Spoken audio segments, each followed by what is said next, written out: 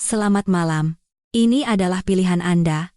Para pemirsa sekalian, pernahkah Anda berpikir sampai di mana batas kesabaran itu?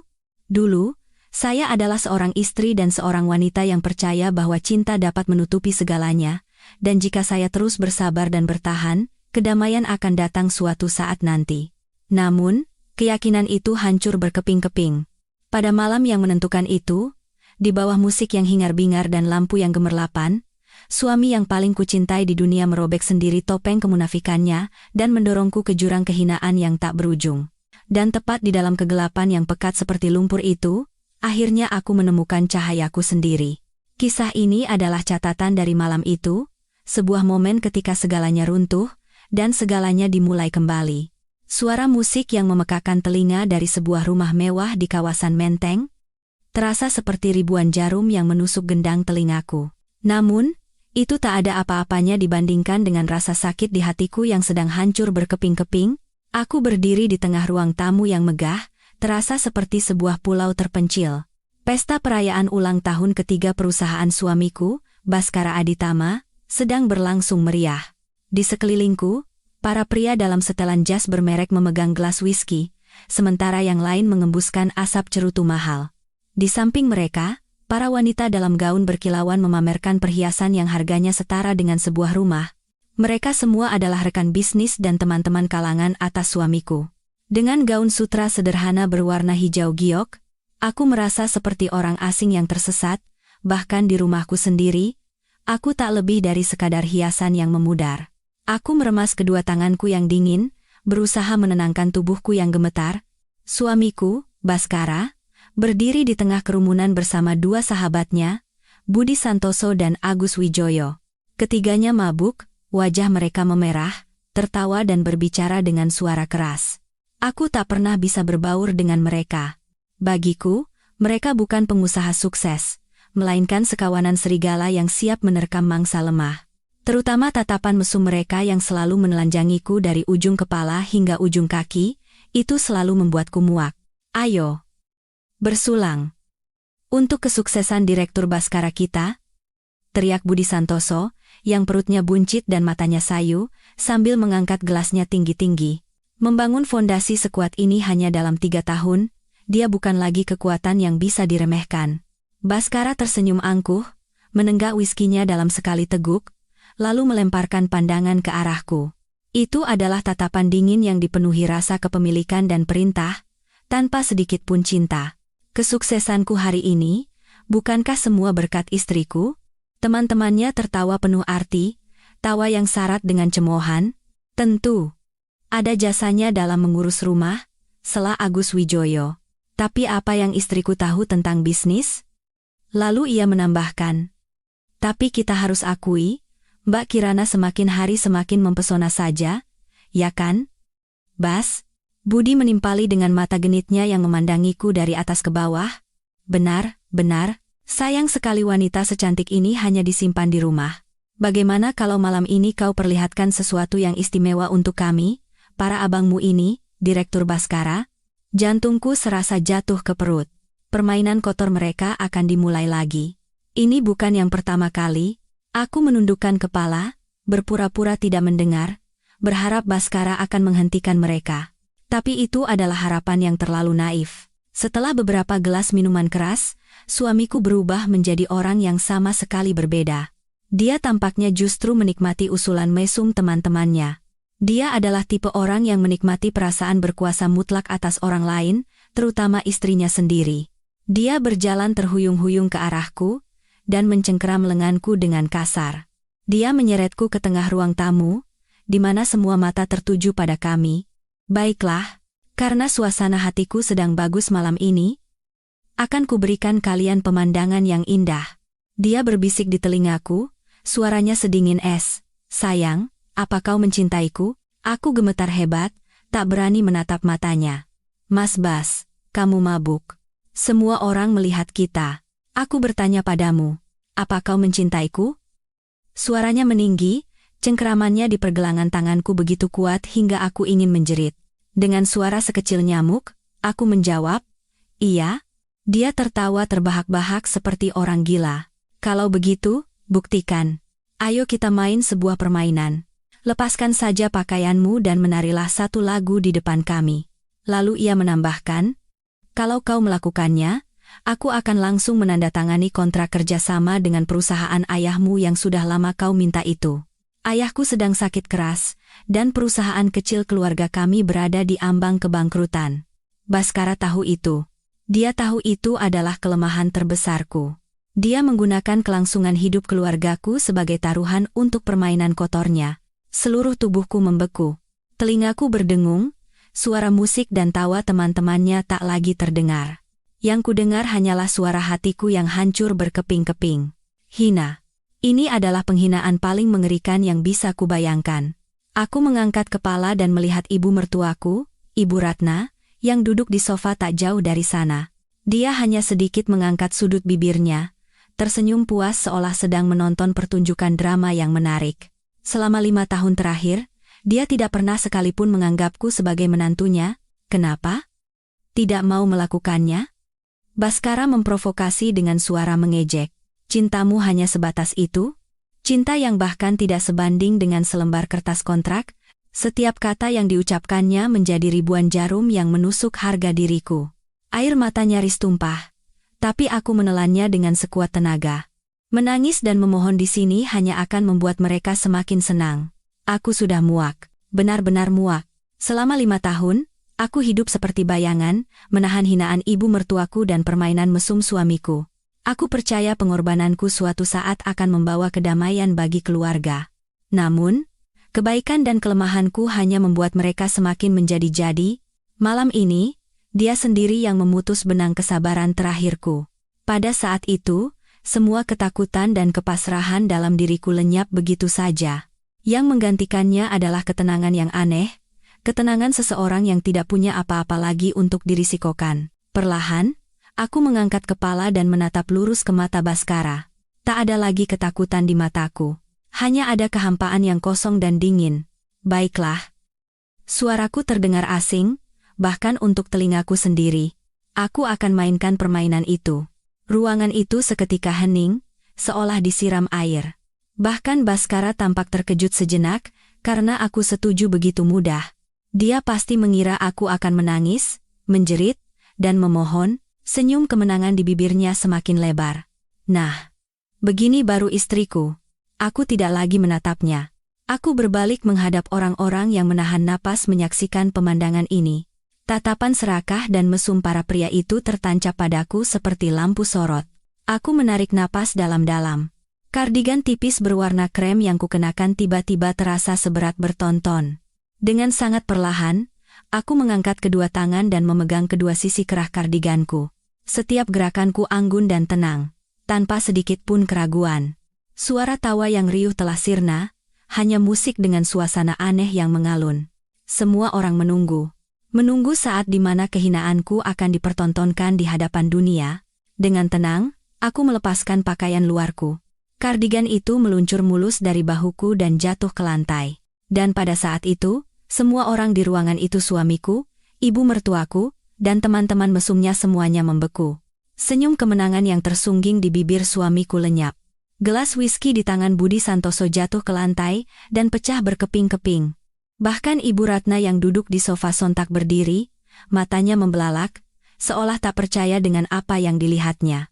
Ruangan itu diliputi keheningan mutlak, keheningan yang lebih menakutkan daripada jeritan. Para pemirsa sekalian, apa yang kuperlihatkan pada mereka hingga membuat semua orang begitu terkejut. Dan setelah malam ini berlalu, halaman baru seperti apa yang akan kutemui dalam hidupku? Jika Anda penasaran dengan jawabannya, dan ingin menemani perjalananku melawan ketidakadilan, silakan berlangganan dan aktifkan notifikasi di kanal pilihan Anda sekarang juga. Jangan lewatkan kelanjutan ceritanya. Suasana terasa begitu berat dan menyesakkan. Musik yang tadinya mengalun sensual kini terdengar seperti lagu pemakaman yang menyedihkan. Kardiganku tergeletak diam di atas lantai marmer yang dingin, seperti serpihan jiwa yang baru saja direnggut. Semua tatapan yang tadinya berkilauan karena keserakahan dan rasa ingin tahu, kini terpaku padaku dengan kengerian yang tak bisa disembunyikan. Aku masih berdiri di tengah ruangan, di bawah lampu gantung yang mewah. Tapi aku tidak merasa telanjang. Sebaliknya, Aku merasa seperti mengenakan baju zirah yang tak terlihat. Di balik gaun sutra tipisku, yang kuperlihatkan pada mereka bukanlah kulitku, melainkan selembar kertas yang tersemat rapi dengan peniti di depan dadaku. Selembar kertas A4 putih. Di sana, tercetak sebuah foto hitam putih yang menunjukkan sosok janin kecil yang mulai terbentuk, disertai tulisan yang jelas. Hamil 6 minggu. Detak jantung sehat terdeteksi. Ya, aku hamil. Setelah penantian panjang selama 3 tahun, setelah tak terhitung kali bolak-balik ke rumah sakit secara diam-diam, setelah mendengar cemoohan dari ibu mertua bahwa pohon mandul tidak akan pernah berbuah, akhirnya Tuhan mengasihaniku. Aku baru mengetahui fakta ini pagi tadi, tepat sebelum pesta neraka ini dimulai. Aku ingin memberikan kejutan pada Baskara. Aku ingin menyampaikan kabar gembira ini dalam suasana yang romantis. Tapi dialah yang menghancurkan segalanya. Kau hamil? Suara Baskara bergetar. Keangkuhan yang tadi memenuhi matanya lenyap tak berbekas, digantikan oleh kebingungan yang tak percaya. Dia menatap tajam foto USG di dadaku, lalu kembali menatap wajahku, seolah memastikan apakah ini nyata atau hanya lelucon. Aku tidak menjawab, hanya mengangkat sedikit sudut bibirku. Sebuah senyum yang lebih pahit dari air mata. Kenapa? Permainannya belum selesai, kan? Apa Mas masih ingin aku menari di depan teman-temanmu? Ucapanku seringan bulu, tapi terdengar seperti hantaman palu yang memecah keheningan di ruangan itu. Teman-temannya, Budi dan Agus, kini pucat pasi dan menundukkan kepala, tak berani menatapku. Rupanya, bahkan dalam kemesuman mereka, masih ada batas yang tak berani mereka langgar. Mereka tidak punya nyali untuk mempermainkan wanita yang sedang mengandung anak sahabat mereka. Tapi ibu mertuaku, Ibu Ratna, berbeda. Keterkejutannya dengan cepat berubah menjadi amarah dan kedengkian. Dia bangkit dan menyerbuku. Matanya merah padam karena murka. Hamil? Hamil anak siapa? Beraninya kau menipu keluarga kami dengan tipu muslihat seperti ini? Siapa yang tahu itu anak Baskara atau anak laki-laki lain? Setiap kata yang keluar dari mulutnya adalah belati yang menusuk jantungku. Bahkan di saat seperti ini, dia masih menghinaku dan meragukan kesetiaanku. Mendengar itu, Baskara seolah tersadar. Bukannya membelaku, dia bahkan tidak menyangkal tuduhan ibunya. Sebaliknya, seberkas keraguan mulai muncul di matanya. Benar juga. Kenapa kau baru bilang sekarang? Selama ini kau kemana saja? Bertemu siapa saja? Dia berpihak pada ibunya, menginterogasiku seolah aku adalah seorang kriminal. Ternyata di mata mereka, aku bukan hanya tidak berguna, tetapi juga seorang wanita yang tidak bisa menjaga kehormatan. Cinta dan kepercayaan yang kuberikan selama bertahun-tahun, tidak ada harganya sama sekali. Kesedihan dalam diriku berubah menjadi amarah yang dingin. Aku berharap anak ini akan menjadi secerca harapan yang bisa memperbaiki hubungan kami, yang bisa membuatnya sadar. Tapi ternyata tidak. Anak ini justru semakin memperjelas betapa buruknya sifat asli mereka. Aku tidak menangis, juga tidak membela diri. Aku tahu penjelasan apapun saat ini tidak akan ada gunanya. Dengan tenang, aku melepaskan foto USG dari bajuku, melipatnya dengan hati-hati, dan memasukkannya ke dalam dompet. Lalu aku membungkuk, memungut kardigan yang tergeletak di lantai, dan mengenakannya kembali dengan angkuh. Tindakanku membuat semua orang terkejut. Mereka mungkin mengharapkan aku menangis dan memohon-mohon. Aku lelah. Nikmati saja pesta kalian, kataku dengan suara yang anehnya tenang. Lalu, aku berbalik menuju tangga, meninggalkan kerumunan yang membeku dan kekacauan yang dipenuhi keraguan serta rasa malu. Satu persatu menaiki anak tangga marmer, aku teringat hari pertama kali aku menginjakkan kaki di rumah ini. Aku ingat Baskara di masa lalu, seorang mahasiswa arsitektur miskin namun penuh ambisi. Kami bertemu di sebuah kafe buku tempatku bekerja paruh waktu untuk membiayai kuliah.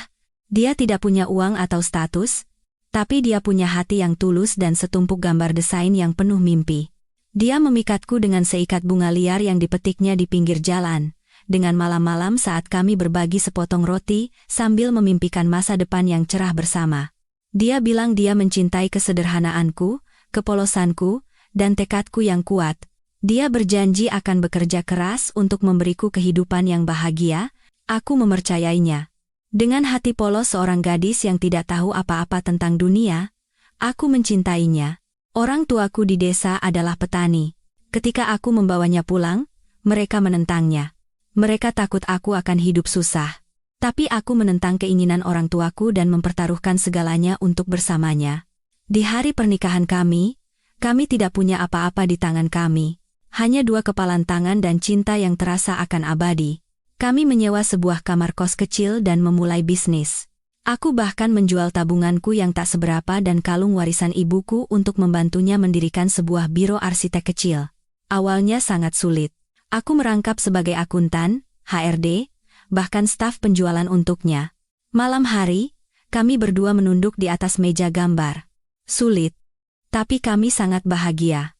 Lalu perusahaannya mulai meraih kesuksesan pertama. Proyek-proyek besar mulai berdatangan, dan uang pun mengalir.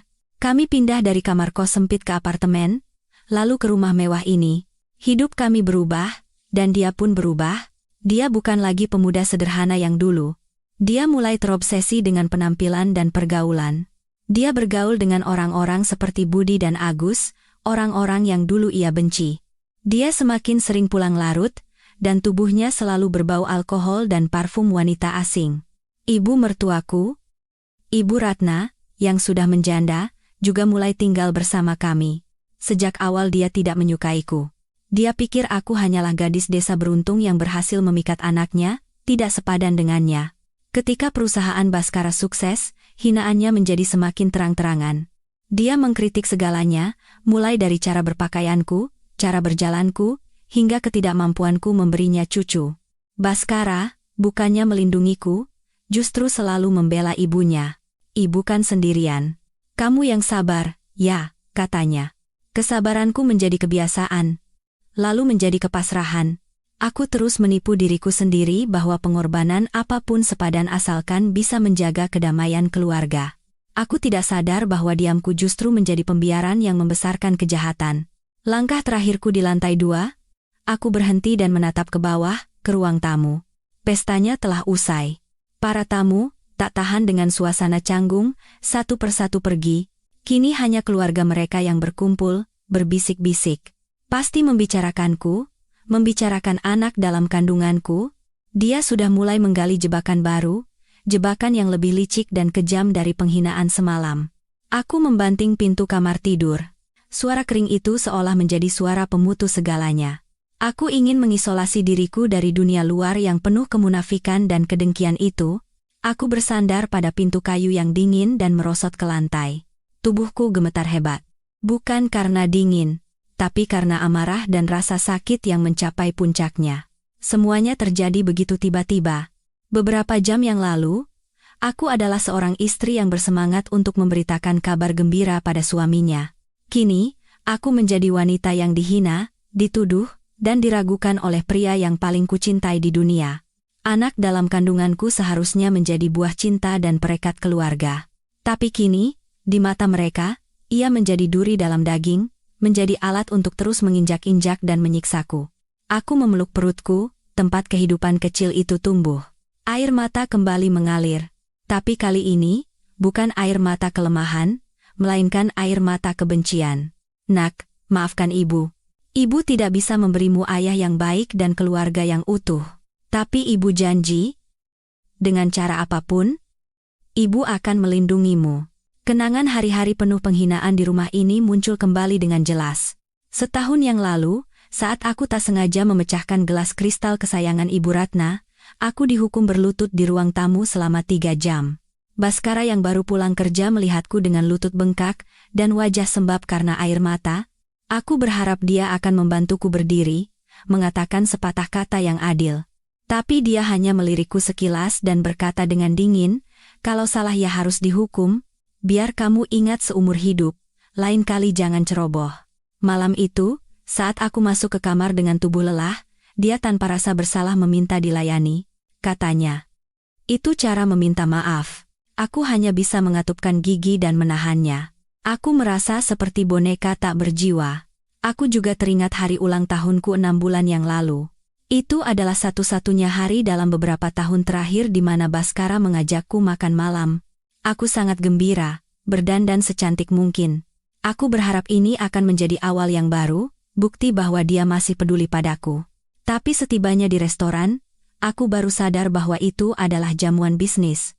Selama makan, dia sibuk membicarakan bisnis dan bersulang dengan rekan-rekannya.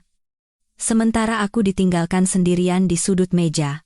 Saat pesta usai, dia mabuk berat. Aku harus memapahnya sendirian ke mobil. Dalam perjalanan pulang, karena aku salah mengambil jalan, dia marah dan memakiku dengan segala kata-kata kasar. Dia menghentikan mobil di tengah jembatan semanggi, mendorongku keluar, lalu melaju pergi, meninggalkanku sendirian di tengah udara malam yang dingin. Aku harus berjalan hampir 5 kilometer sebelum akhirnya menemukan taksi. Saat tiba di rumah, dia sudah tertidur pulas. Keesokan paginya, dia sama sekali tidak ingat kejadian semalam. Dia hanya mengeluh, kenapa aku tidak mengganti pakaiannya sebelum tidur. Potongan-potongan kenangan menyakitkan itu menyayat hatiku, menyadarkanku akan kebodohan dan kebutaanku sendiri. Bagaimana aku bisa bertahan begitu lama? Kenapa aku terus berpegang pada cinta yang sudah lama mati? Mungkin karena aku terlalu kesepian, orang tuaku di desa sakit-sakitan, dan aku tidak ingin membuat mereka khawatir. Seluruh waktu dan hatiku tercurah untuk Baskara dan keluarga ini, sehingga aku hampir tidak punya teman.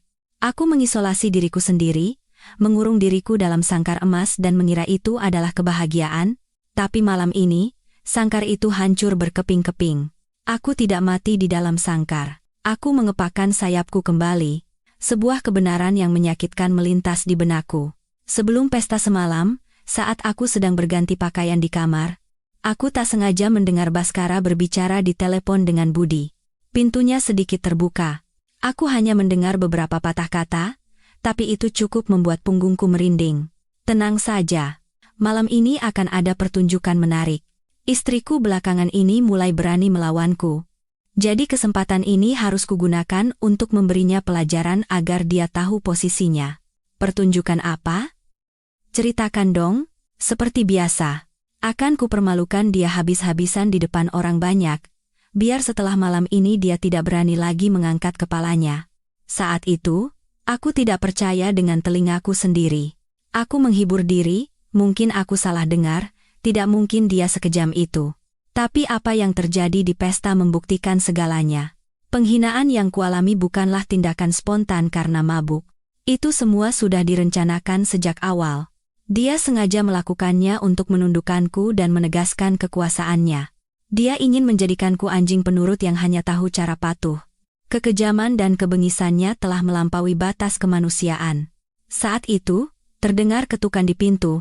Kirana, buka pintunya. Ada yang mau kubicarakan. Itu suara Baskara, nada mabuknya telah hilang, digantikan oleh suara yang penuh perhitungan. Aku menarik napas dalam-dalam dan buru-buru menyeka air mataku. Sandiwara ini belum berakhir. Aku bangkit dan membuka pintu. Baskara masuk, diikuti oleh Ibu Ratna. Wajah Baskara tidak lagi menunjukkan amarah, melainkan kelelahan dan penyesalan palsu. Ibu Ratna berdiri dengan tangan bersedekap, wajahnya sedingin es. Dia mencoba memegang tanganku, tapi aku mundur selangkah. Maafkan aku, katanya dengan suara pelan. Tadi aku terlalu mabuk. Aku tidak tahu apa yang kukatakan dan kulakukan. Bisakah kau memaafkanku? Ibu Ratna berdeham dan menyela. Dia sudah minta maaf, kan? Memangnya masalah besar apa? Laki-laki mabuk bisa saja bicara atau bertindak kasar. Sebagai istri, seharusnya kau bisa mengerti suamimu. Aku menatap kedua ibu dan anak itu bergantian. Yang satu berperan sebagai terdakwa, yang lain sebagai hakim yang memberi putusan. Sebuah sandiwara yang sempurna. Aku hanya menatap mereka dalam diam. Keheninganku membuat Baskara sedikit bingung. Dia mendekat dan berkata dengan suara yang lebih memohon, Kirana, sudahlah marahnya. Kau sedang hamil, kalau stres tidak baik untuk bayi kita. Ini salahku. Semuanya salahku. Aku tidak akan mengulanginya lagi. Aku janji. Janji. Betapa murahnya harga janjinya sekarang. Tapi aku harus terus berakting. Perlahan, aku mengangkat kepala dan menatapnya dengan mata berkaca-kaca. Apa Mas benar-benar bisa berjanji? Tentu. Aku bersumpah. Aku akan memperlakukanmu dan bayi kita dengan sangat baik. Aku tidak akan pernah menyakitimu lagi. Dia mengangkat tangannya seolah bersumpah pada langit. Aku menatap dalam-dalam ke matanya, mencoba mencari sedikit ketulusan, tapi yang kulihat hanyalah kemunafikan. Aku tahu mereka bersikap rendah hati bukan karena penyesalan, melainkan karena anak dalam kandunganku. Mereka membutuhkan anak ini. Ibu Ratna membutuhkan cucu untuk melanjutkan garis keturunan dan memperkuat posisinya di keluarga. Baskara membutuhkan anak untuk mengikatku dan terus mengendalikanku. Dengan suara lemah, aku mengangguk pelan. Aku akan percaya pada Mas. Tapi aku butuh waktu. Melihatku sudah tidak marah lagi, Baskara menghela napas lega. Ekspresi Ibu Ratna juga melunak. Nah, begitu dong. Sekarang istirahatlah yang cukup. Jaga baik-baik cucu berhargaku itu. Setelah berkata begitu, dia berbalik untuk pergi, tapi tidak lupa melemparkan satu kalimat penuh makna. Untuk memastikannya, besok kita periksa lagi ke rumah sakit.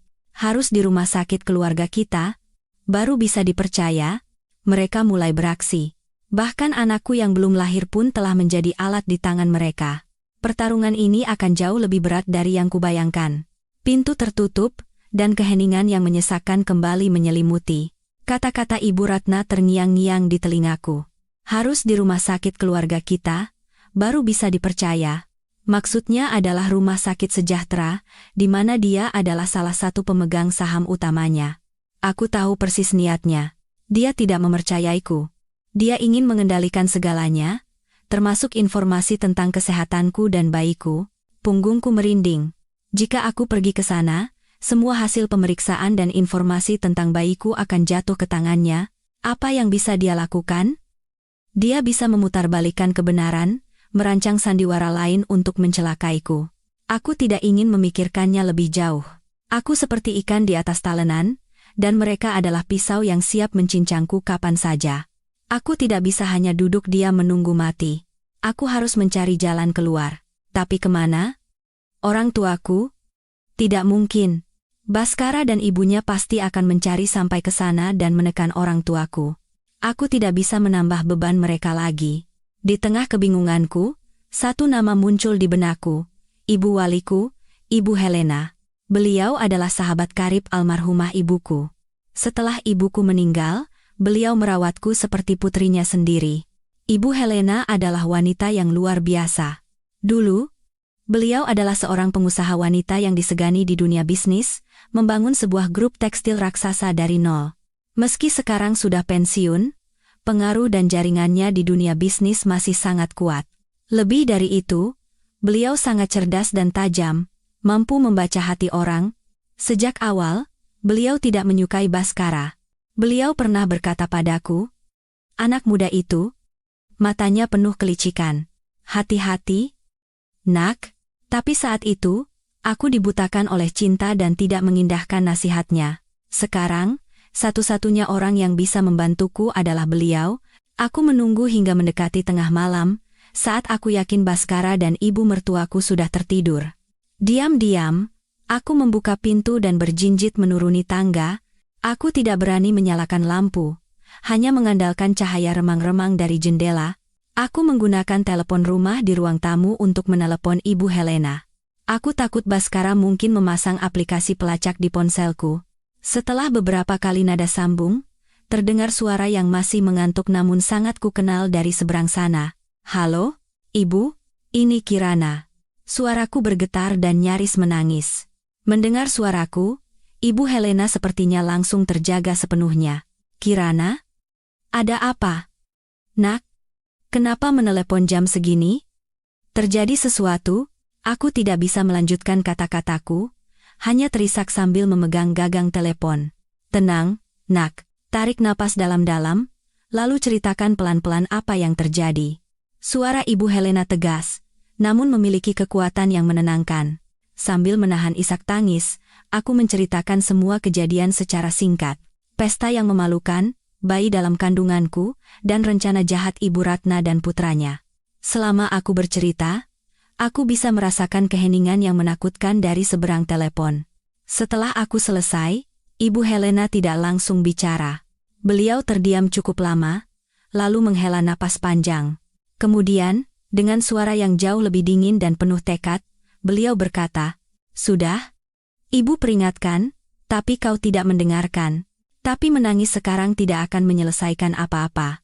Dengarkan baik-baik kata-kata ibu. Pertama, jangan pernah pergi ke rumah sakit sejahtera miliknya. Besok pagi, katakan kau merasa ada tanda-tanda keguguran dan harus pergi ke rumah sakit Bunda Harapan yang terbaik di negeri ini. Ibu akan mengirim orang ke sana untuk mempersiapkan segalanya, jadi semua informasimu akan aman. Kedua, jangan bercerai sekarang. Jika kau bercerai sekarang, kau akan diusir dengan tangan kosong dan hak asuh anak akan direbut darimu. Mereka akan menggunakan alasan kau tidak punya pekerjaan dan harta untuk mengambil anakmu. Tapi, Bu, aku tidak tahan hidup bersama mereka satu hari pun lagi, kataku putus asa. Kau harus bertahan, suara Ibu Helena sekeras baja. Bukan hanya bertahan, kau harus memerankan peranmu dengan sempurna. Jadilah istri yang sangat menyedihkan, menantu yang patuh dan menyadari kesalahannya. Kau harus membuat mereka percaya bahwa kau sudah benar-benar takluk dan menganggap anak ini sebagai satu-satunya tali penyelamatmu. Hanya jika mereka lengah, kita punya waktu untuk bertindak. Bertindak apa, Bu? Tanyaku. Belum sepenuhnya memahami maksudnya. Mengumpulkan bukti, beliau tertawa tajam. Bukti atas semua tipu daya dan perbuatan kotor mereka. Kita tidak akan bercerai begitu saja. Kita akan membuat mereka membayar mahal atas semua yang telah mereka lakukan padamu. Perusahaan si Baskara itu, untuk bisa sebesar sekarang, pasti ada sisi gelapnya. Ibu akan suruh orang untuk menyelidikinya sampai tuntas. Dan Ibu Ratna, wanita serakah dan jahat itu, tidak mungkin bersih. Kata-kata Ibu Helena seperti aliran listrik yang kuat di tubuhku. Keputusasaan dan ketakutan dalam diriku perlahan sirna, digantikan oleh perasaan lain, amarah dan keinginan untuk membalas dendam. Beliau benar. Aku tidak boleh hancur. Aku tidak bisa membiarkan anakku lahir tanpa ibu, atau tumbuh di keluarga seperti itu. Setelah menutup telepon, aku tidak lagi merasa sendirian. Aku memiliki ibu kedua, seorang penasihat yang kuat dan bijaksana di sisiku. Aku kembali ke kamar tidur dengan diam-diam dan berbaring di samping pria yang tertidur pulas. Aku menatap wajahnya, wajah yang pernah begitu kucintai. Sekarang di mataku, dia hanyalah musuh. Sandiwara ini akan kulanjutkan bersamamu. Tapi kali ini, bukan kau yang akan menulis naskah dan menentukan akhirnya. Keesokan paginya, aku bangun dengan sebuah rencana yang jelas. Aku bukan lagi Kirana yang ketakutan semalam. Aku adalah seorang aktris. Peranku adalah seorang istri yang hancur, ketakutan, dan sepenuhnya bergantung pada suaminya. Aku sengaja tetap berbaring di tempat tidur, mengerutkan kening dan memegangi perutku. Saat Baskara masuk ke kamar, aku mengerang dengan suara lemah. Mas, perutku sakit sekali. Baskara panik dan berlari menghampiriku. Wajahnya penuh kekhawatiran, meskipun aku tidak tahu seberapa besar ketulusan di dalamnya. Kenapa? Sakit di mana? Kita ke rumah sakit sekarang. Aku tidak tahu, kataku sambil mengerang. Rasanya mulas terus. Jangan-jangan karena semalam. Aku sengaja menggantung kalimatku, membiarkannya menebak sendiri dan merasa bersalah. Seperti yang kuduga, wajah Baskara berubah. Dia buru-buru melambaikan tangannya. Bukan, jangan berpikir seperti itu. Aku akan bilang pada ibu. Ibu pasti tahu harus bagaimana. Dia bergegas keluar. Tak lama kemudian, Ibu Ratna masuk. Wajahnya masih tidak senang. Tapi ada sedikit kekhawatiran. Dia menatapku tajam, lalu meletakkan tangannya di dahiku. Tidak demam. Sakitnya bagaimana? Perut bagian bawah rasanya kram terus. Bu, kataku sambil berusaha memeras beberapa tetes air mata. Ibu, aku takut. Takut terjadi sesuatu dengan bayi kita. Ibu Ratna terdiam sejenak. Aku tahu dia sedang menghitung. Jika terjadi sesuatu pada anak ini, rencananya juga akan berantakan. Akhirnya, dia angkat bicara. Baiklah, nanti biar Baskara mengantarmu ke rumah sakit sejahtera. Kita periksa secara menyeluruh. Inilah saatnya, momen yang menentukan. Sambil memegangi perut, aku menggeleng-gelengkan kepala. Jangan, Bu. Jangan ke RS Sejahtera. Itu kan rumah sakit umum, bukan spesialis kandungan. Teman-temanku bilang, kalau hamil muda, terutama sampai 3 bulan, paling bagus ke rumah sakit Bunda Harapan. Profesor dan dokternya paling hebat, peralatannya juga paling canggih.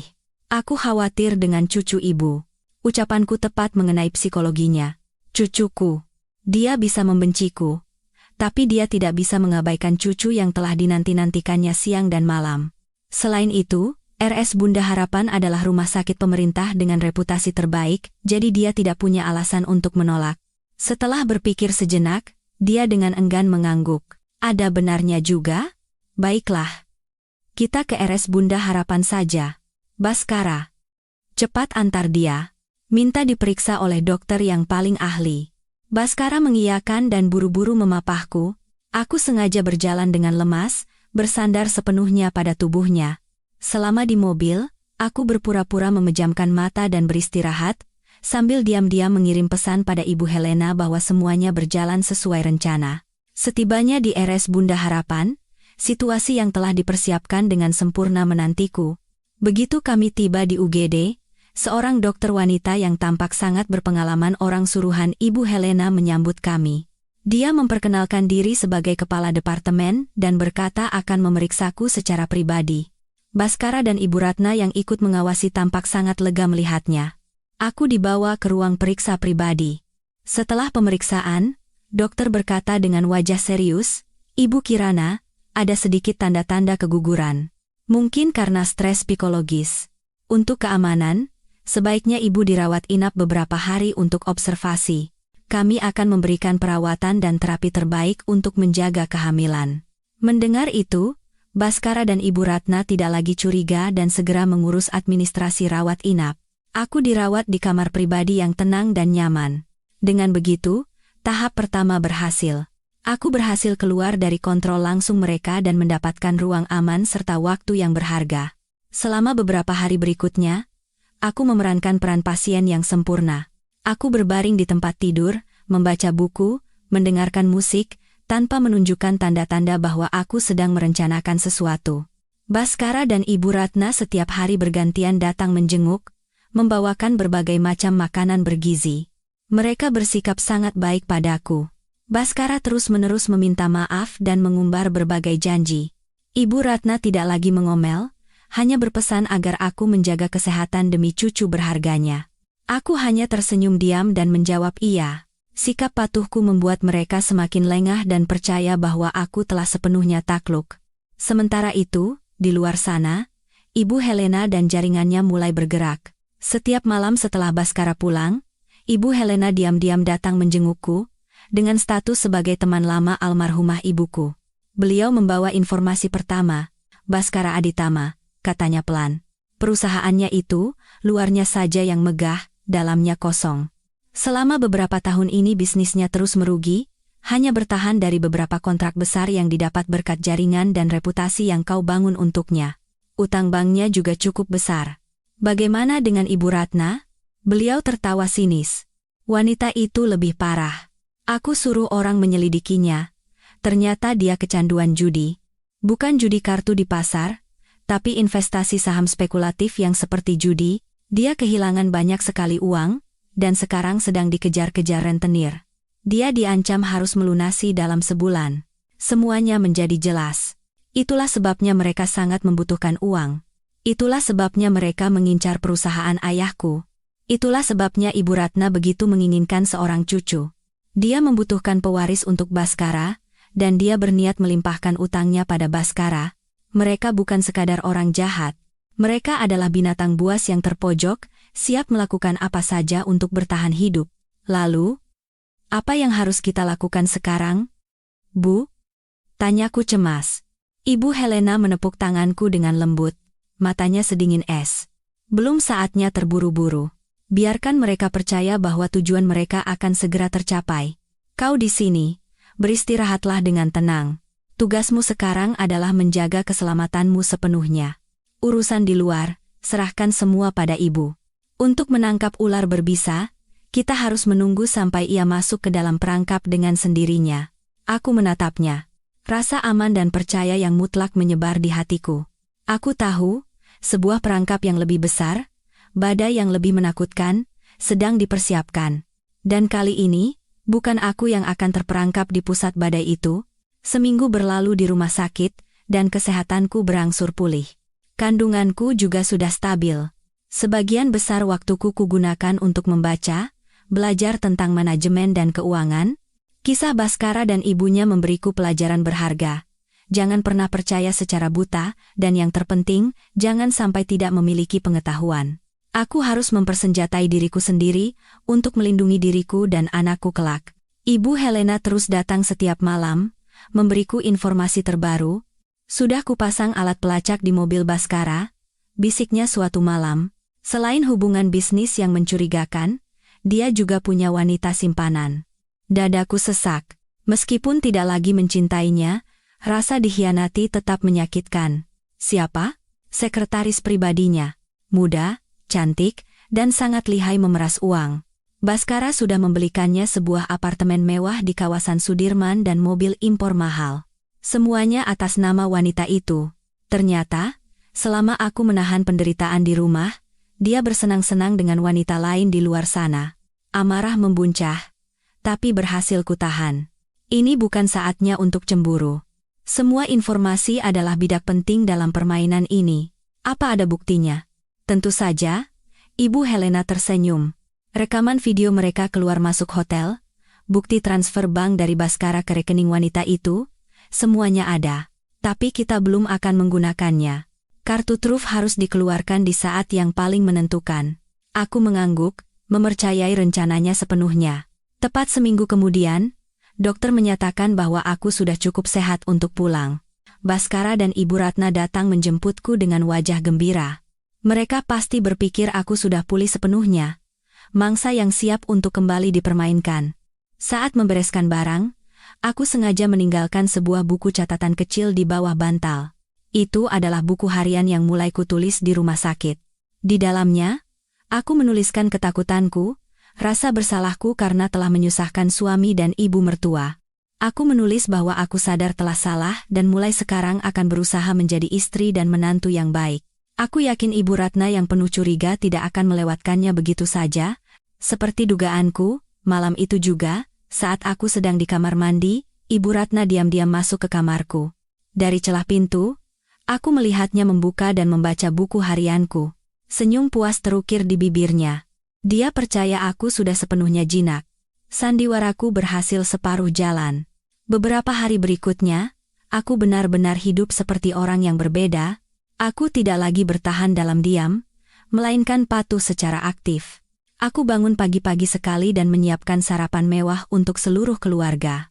Untuk Ibu Ratna, aku membelikan suplemen kesehatan termahal dan mengatakan itu untuk memulihkan staminanya. Aku bahkan mulai lebih dulu bertanya tentang pekerjaan Baskara di kantor, berpura-pura menjadi istri yang tertarik pada kesuksesan suaminya dan memberikan saran-saran yang canggung. Perubahanku yang 180 derajat ini awalnya membuat Baskara dan Ibu Ratna sedikit curiga, tapi tak lama kemudian mereka mulai percaya bahwa kehamilan telah mengubahku, membuatku berpikir demi keluarga. Terutama, aku mulai menunjukkan minat yang berlebihan pada urusan perusahaan Baskara. Saat makan siang, aku sering membawakan bekal ke kantornya. Tentu saja, tujuanku bukan untuk memperhatikan suamiku. Setelah sekian lama, kembali ke kantor itu membuatku terkejut. Perusahaan Baskara telah berkembang jauh lebih besar. Karyawan berlalu lalang dengan sibuk, semuanya tampak profesional. Tapi aku tahu, di balik penampilan gemerlap itu, ada rayap yang menggerogoti perusahaan, sambil mengantarkan bekal. Mataku mengamati segalanya. Aku berkenalan dengan para karyawan, terutama di tim keuangan. Aku menggunakan penampilanku yang berpura-pura baik dan malang untuk mengambil hati mereka. Aku mengeluh bahwa aku sangat bosan di rumah, dan merasa tidak berguna karena tidak tahu apa-apa tentang pekerjaan suami. Di tengah-tengah itu, aku menjadi akrab dengan kepala tim keuangan, Ibu Sari. Beliau adalah seorang wanita parubaya, yang dari luar tampak tegas, tapi sorot matanya sangat baik. Aku bisa merasakan bahwa beliau tidak terlalu menyukai Baskara dan teman-temannya. Aku merancang rencana yang lebih canggih untuk mendekatinya dan memenangkan hatinya. Aku membawakan hadiah kecil untuk anak-anaknya, dan bertanya tentang keluarganya. Perlahan, Ibu Sari mulai membuka hatinya padaku. Suatu hari saat makan siang, ketika hanya kami berdua di kantin, Ibu Sari menghela napas dan berkata, "Mbak Kirana, Kasihan sekali ya Mbak, bertemu dengan suami yang hanya memikirkan dirinya sendiri. Aku tidak menyia-nyiakan kesempatan ini dan mulai berkaca-kaca. Bu Sari, saya juga tahu. Tapi sebagai istri, apa boleh buat? Saya hanya khawatir dengan perusahaan. Akhir-akhir ini sepertinya Mas Baskara sering sekali menjamu klien dan pengeluarannya besar. Saya takut dia terpengaruh teman-teman yang tidak baik dan merugikan perusahaan. Ibu Sari menatapku dengan iba. Setelah ragu sejenak, beliau berkata dengan suara pelan, Mbak Kirana benar. Saya juga merasa banyak pengeluaran yang aneh. Direktur Baskara belakangan ini sering meminta dana besar dengan alasan biaya representasi, tapi bukti-bukti pendukungnya sangat tidak jelas. Kalau saya tanya, beliau hanya bilang jangan ikut campur dan lakukan saja apa yang diperintahkan. Inilah dia, petunjuk pertama. Aku tahu aku berada di jalur yang benar. Aku memegang tangan Ibu Sari dan berkata dengan suara memohon, Bu Sari, bisakah Ibu membantu saya? Saya tidak butuh apa-apa lagi. Saya hanya ingin tahu, apakah perusahaan ini benar-benar baik-baik saja. Bisakah Ibu menunjukkan beberapa buku catatan sebentar saja? Saya janji tidak akan bilang pada siapapun. Saya hanya ingin melindungi perusahaan hasil kerja keras suami saya. Ibu Sari tampak sangat ragu. Beliau tahu ini melanggar aturan, tapi melihat mataku yang basah oleh air mata dan perutku yang semakin membesar, rasa iba mengalahkan akal sehatnya. Beliau mengangguk. Baiklah, tapi hanya sekali ini saja. Dan harus benar-benar rahasia. Aku sangat gembira hingga nyaris menangis. Aku tidak pernah menyangka bahwa keputusan Ibu Sari hari itu tidak hanya akan menyelamatkanku, tetapi juga dirinya sendiri kelak. Pintu rahasia pertama perusahaan Baskara Aditama telah terbuka, dan aku bisa merasakan bahwa di baliknya terbentang labirin kebohongan dan kejahatan. Kesempatan itu datang pada hari Jumat sore. Hari di mana Baskara dan sebagian besar karyawan pulang lebih awal untuk mempersiapkan akhir pekan. Aku beralasan membawakan makan malam untuk Ibu Sari yang sering lembur. Di kantor akuntansi yang kosong, di bawah cahaya lampu yang remang-remang, Ibu Sari mengunci pintu dan menyalakan komputernya. Hanya ada waktu 30 menit, katanya dengan suara masih cemas, saya akan berjaga di luar. Aku mengangguk. Jantungku berdebar kencang. Duduk di kursinya, tanganku sedikit gemetar saat memegang mouse. Di hadapanku, terbentang seluruh sistem keuangan perusahaan Baskara. Dunia yang tidak pernah sekalipun ia izinkan untuk kulihat. Aku tidak begitu mengerti akuntansi. Tapi aku bukan orang bodoh. Dengan instruksi jarak jauh dari seorang ahli keuangan yang disewa Ibu Helena, aku tahu apa yang harus kucari. Aku fokus pada pos biaya representasi, biaya pemasaran, dan biaya konsultasi. Seperti kata Ibu Sari, angka-angkanya luar biasa tinggi. Aku membuka sebuah file Excel bernama Mitra VIP. Di dalamnya ada daftar perusahaan yang disebut sebagai mitra strategis. Perusahaan-perusahaan ini secara rutin menandatangani kontrak konsultasi dan pemasaran senilai ratusan juta, bahkan miliaran rupiah. Aku segera mengambil tangkapan layar dari daftar itu.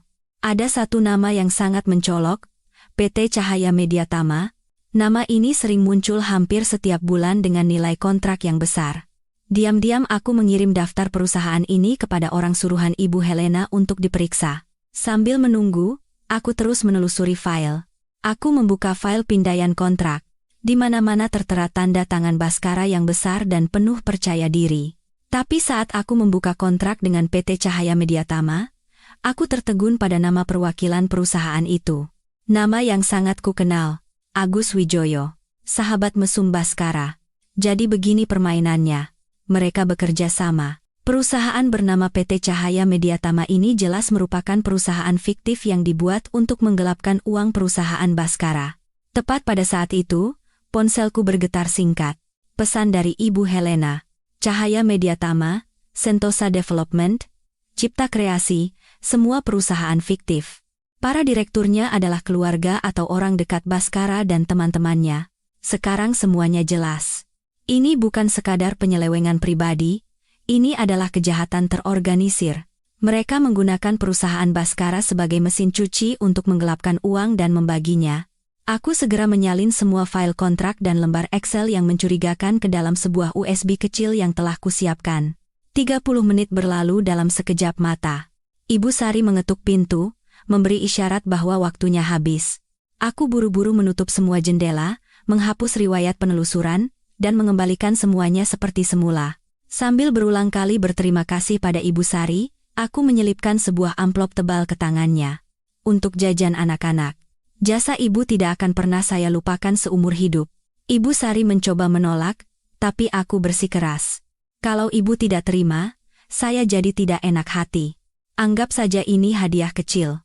Meninggalkan kantor Baskara, aku menggenggam erat USB di sakuku. Rasanya seperti memegang sebuah bom waktu. Jika bom ini meledak, semuanya akan hancur. Tapi aku tahu, bukti ini saja tidak cukup. Ini bisa membuktikan penyelewengan bisnis Baskara, tapi untuk menjatuhkannya sepenuhnya di pengadilan, terutama dalam perebutan hak asuh anak, ini belum cukup.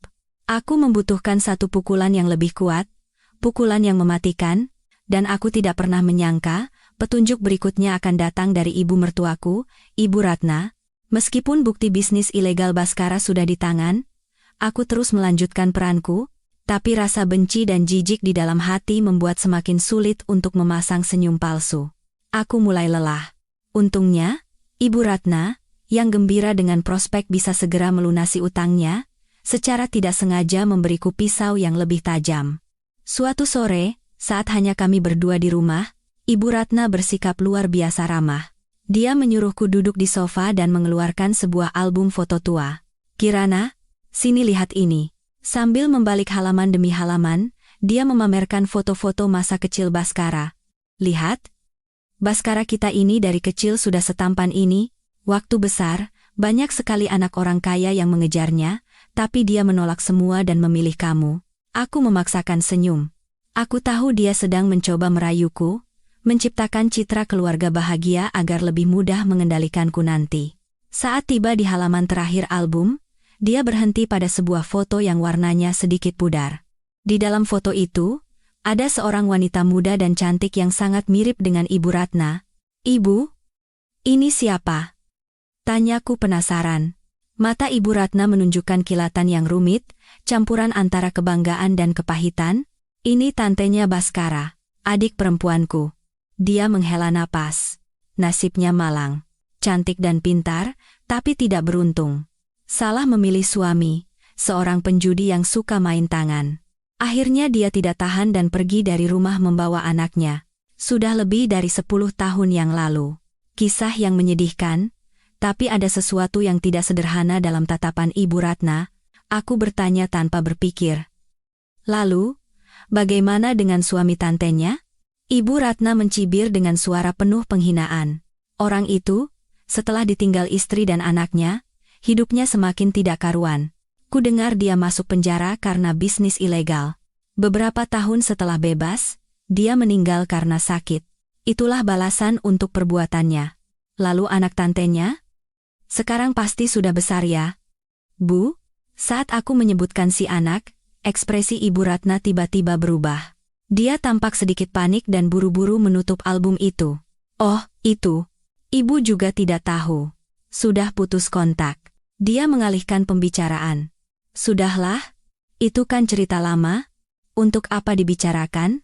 Kamu lagi ingin makan apa? Biar ibu suruh orang membuatkannya." Sikap menghindarnya membuat kecurigaanku semakin besar.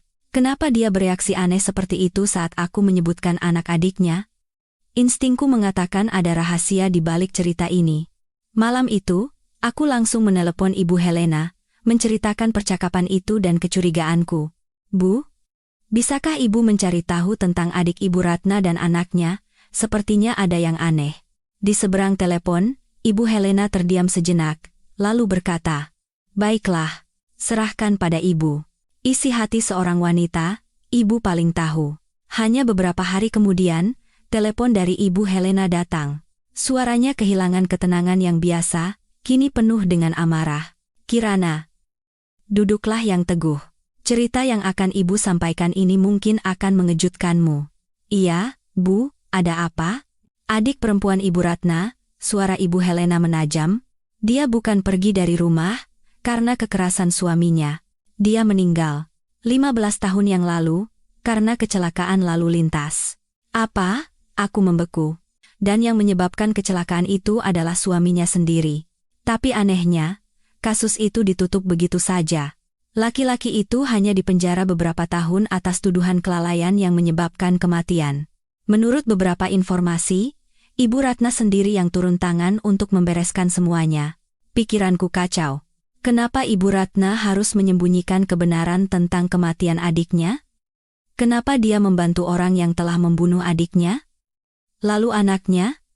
Di mana anak itu sekarang? Ini bagian yang paling mengerikan. Suara Ibu Helena bergetar karena marah. Setelah ibunya meninggal dan ayahnya masuk penjara, anak laki-laki itu dimasukkan ke panti asuhan. Tapi hanya beberapa bulan kemudian, anak itu juga hilang tanpa jejak dari panti asuhan. Tidak ada yang tahu kemana perginya, apakah masih hidup atau sudah mati, dan orang terakhir yang mengunjungi anak itu sebelum dia menghilang adalah Ibu Ratna. Hawa dingin menjalari tulang punggungku. Aku tidak bisa mempercayai apa yang kudengar. Sebuah konspirasi mengerikan, sebuah kejahatan yang tak termaafkan, perlahan terungkap. Ibu mertuaku yang telah hidup bersamaku selama 5 tahun ini bukan sekadar wanita serakah dan jahat. Dia bisa jadi seorang pembunuh, iblis berwujud manusia. Dia membunuh adiknya dan menyingkirkan keponakannya. Untuk apa? Demi uang? Demi harta warisan peninggalan adiknya? Pertanyaan itu berputar di kepalaku. Pertanyaan yang hanya bisa dijawab oleh dirinya sendiri. Kebenaran tentang masa lalu Ibu Ratna, seperti bom yang meledak di dalam benakku, hanya menyisakan kehancuran dan kengerian yang luar biasa. Aku merinding setiap kali melihat wanita itu, yang masih lalu lalang di rumah ini, tertawa, dan mencoba menceramahiku. Di balik cangkang agung seorang sosialita kaya, tersembunyi jiwa iblis dan tangan berlumuran darah. Aku berusaha menjaga ketenangan dan terus memainkan peranku. Tapi setiap kali berhadapan dengannya, aku harus berjuang keras menyembunyikan rasa jijik di mataku. Aku tahu aku sedang berjalan di atas seutas tali yang sangat tipis. Jika dia tahu aku mengetahui rahasianya, entah kegilaan apa lagi yang akan dia lakukan, aku butuh lebih banyak bukti. Bukti yang tak terbantahkan yang bisa mengungkap kejahatannya dengan jelas di hadapan hukum, tapi bagaimana? Semua terjadi 15 tahun yang lalu. Semua jejak mungkin sudah dihapus. Saat aku sedang bingung, sebuah kesempatan tak terduga datang. Suatu pagi, Ibu Ratna menerima telepon. Dia menerimanya di ruang tamu, sepertinya lupa dengan keberadaanku yang sedang duduk di meja makan tak jauh dari sana. "Halo? Siapa?" Suaranya terdengar sedikit kesal.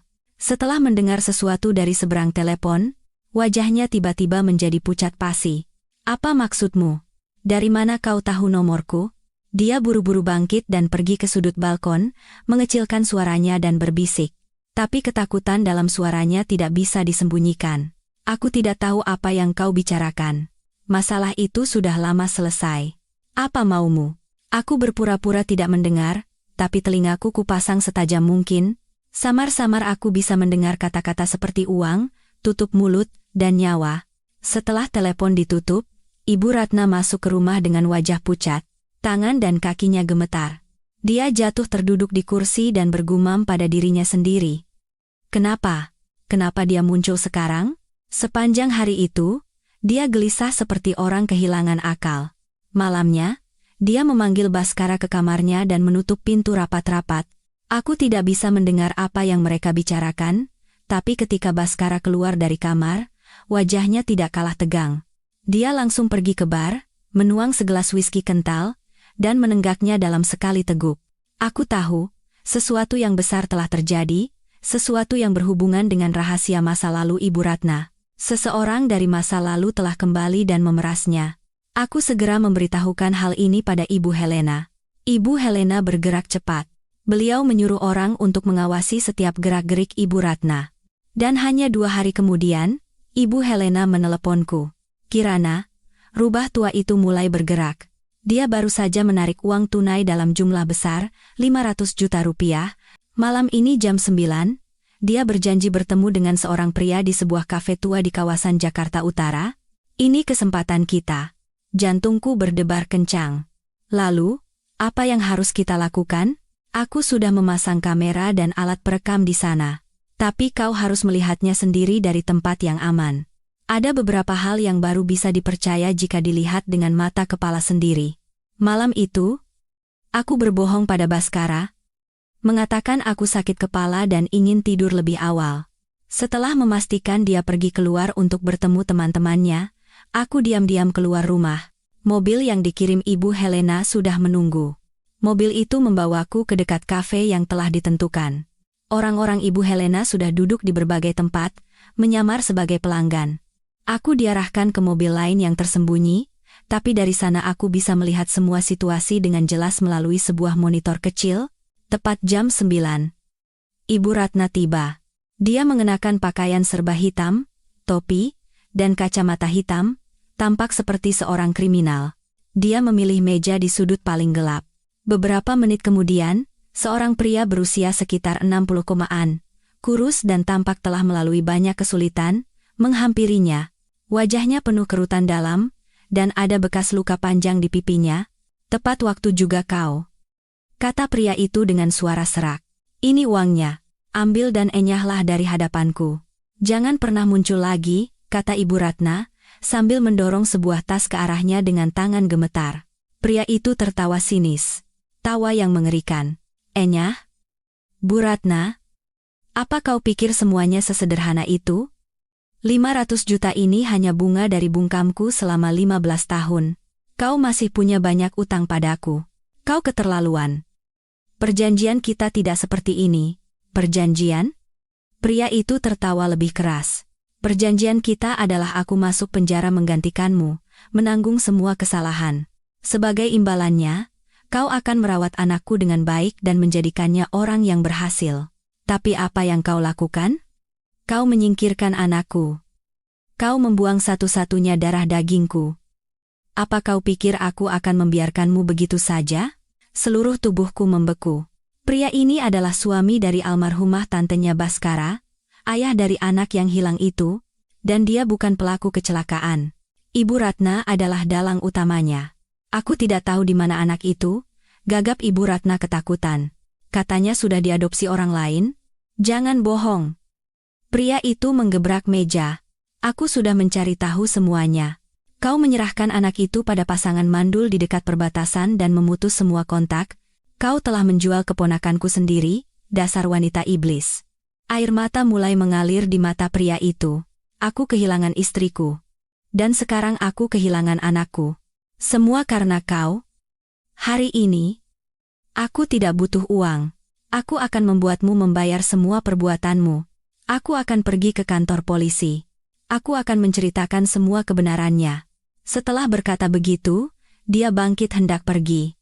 Ibu Ratna, yang diliputi ketakutan ekstrem, meraih lengannya dan memohon. Jangan. Kumohon. Aku akan berikan uang berapapun yang kau mau. Tolong tutup mulutmu saja. Tapi pria itu tidak lagi mau mendengar. Dalam keputusasaan, Ibu Ratna melakukan hal gila. Dia mengeluarkan sebuah pisau buah kecil yang tajam dari tas tangannya. Kalau kau mau mati, akan kukabulkan permintaanmu. Teriaknya sambil mengayunkan pisau ke arah pria itu. Semuanya terjadi dalam sekejap. Tapi tepat pada saat itu, para pelanggan di sekitar serentak berdiri. Mereka adalah polisi yang telah disiagakan oleh Ibu Helena. Sebelum pisau Ibu Ratna mengenai tubuh pria itu, sebuah lengan kokoh menahannya. Ibu Ratna Wulandari, Anda kami tangkap atas tuduhan percobaan pembunuhan dan penyembunyian kejahatan. Sandiwara telah berakhir. Kejahatan terakhir Ibu Ratna terungkap di bawah sorotan lampu, dengan bukti yang tak terbantahkan. Adegan Ibu Ratna yang diborgol dan berteriak histeris di kafe terekam seluruhnya. Video itu, kesaksian mantan suami adiknya, Pak Hardi, dan semua bukti yang telah kami kumpulkan menjadi catatan kejahatan yang tak terbantahkan. Kasus ini dibuka kembali, dan kebenaran mengerikan yang terkubur selama 15 tahun akhirnya terungkap ke dunia. Ibu Ratna bukan hanya dalang dari kecelakaan yang menewaskan adiknya, tetapi juga orang yang dengan dingin menjual keponakannya sendiri. Motifnya adalah keserakahan, tidak lebih dan tidak kurang.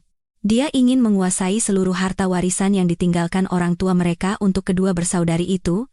Dia membujuk Pak Hardi dengan uang dan janji akan merawat putranya, janji yang dengan kejam ia ingkari. Kabar penangkapan Ibu Ratna menggemparkan kalangan atas Jakarta. Berita menyebar dengan cepat. Baskara, yang mendengar ibunya ditangkap, benar-benar hancur. Dia bergegas ke kantor polisi, tapi semuanya sudah terlambat. Kerajaan yang mereka bangun di atas kebohongan dan kejahatan mulai runtuh. Inilah saat yang kutunggu-tunggu. Saat Baskara sedang dalam kebingungan, aku melancarkan pukulan telak. Aku menyerahkan semua bukti penggelapan dana, pendirian perusahaan fiktif, dan penipuan keuangan perusahaan Baskara ke Direktorat Reserse Kriminal Khusus. Pada saat yang sama, aku mengajukan gugatan cerai ke pengadilan, melampirkan semua bukti perselingkuhannya, penghinaan terhadapku, dan keterlibatannya dalam menyembunyikan kejahatan ibunya. Badai yang sesungguhnya menghantam Baskara Aditama. Dia harus menghadapi 2 perang sekaligus, penyelidikan kriminal yang bisa menjebloskannya ke penjara, dan gugatan cerai yang akan merampas segalanya darinya. Sahabat-sahabatnya, Budi Santoso dan Agus Wijoyo, begitu kasus ini meledak, langsung memutuskan semua kontak dan melarikan diri. Perusahaan fiktif yang mereka dirikan dengan cepat terendus, dan sindikat penipuan terorganisir itu terbongkar. Baskara benar-benar sendirian. Dia berlari ke sana kemari, mencari jaringan yang pernah ia banggakan, tapi tidak ada yang berani membantunya. Tidak ada yang mau terlibat dengan keluarga kriminal yang sedang runtuh. Dalam keputusasaan, dia kembali mencariku. Kali ini, tidak ada lagi penampilan angkuh atau munafik. Dia berlutut di hadapanku, di rumah mewah yang pernah ia anggap miliknya. Dia menangis dan memohon ampun. Kirana, aku salah. Aku benar-benar salah. Tolong maafkan aku sekali ini saja. Cabut gugatanmu. Tolong. Aku akan melakukan apa saja. Aku akan putus dengan wanita itu dan kembali padamu dan bayi kita. Tolong. Selamatkan aku sekali ini saja. Aku menatap pria yang bersimpuh di kakiku, menangis tersedu-sedu. Penampilannya yang dulu gagah dan necis lenyap, hanya menyisakan sosok yang menyedihkan dan menyedihkan.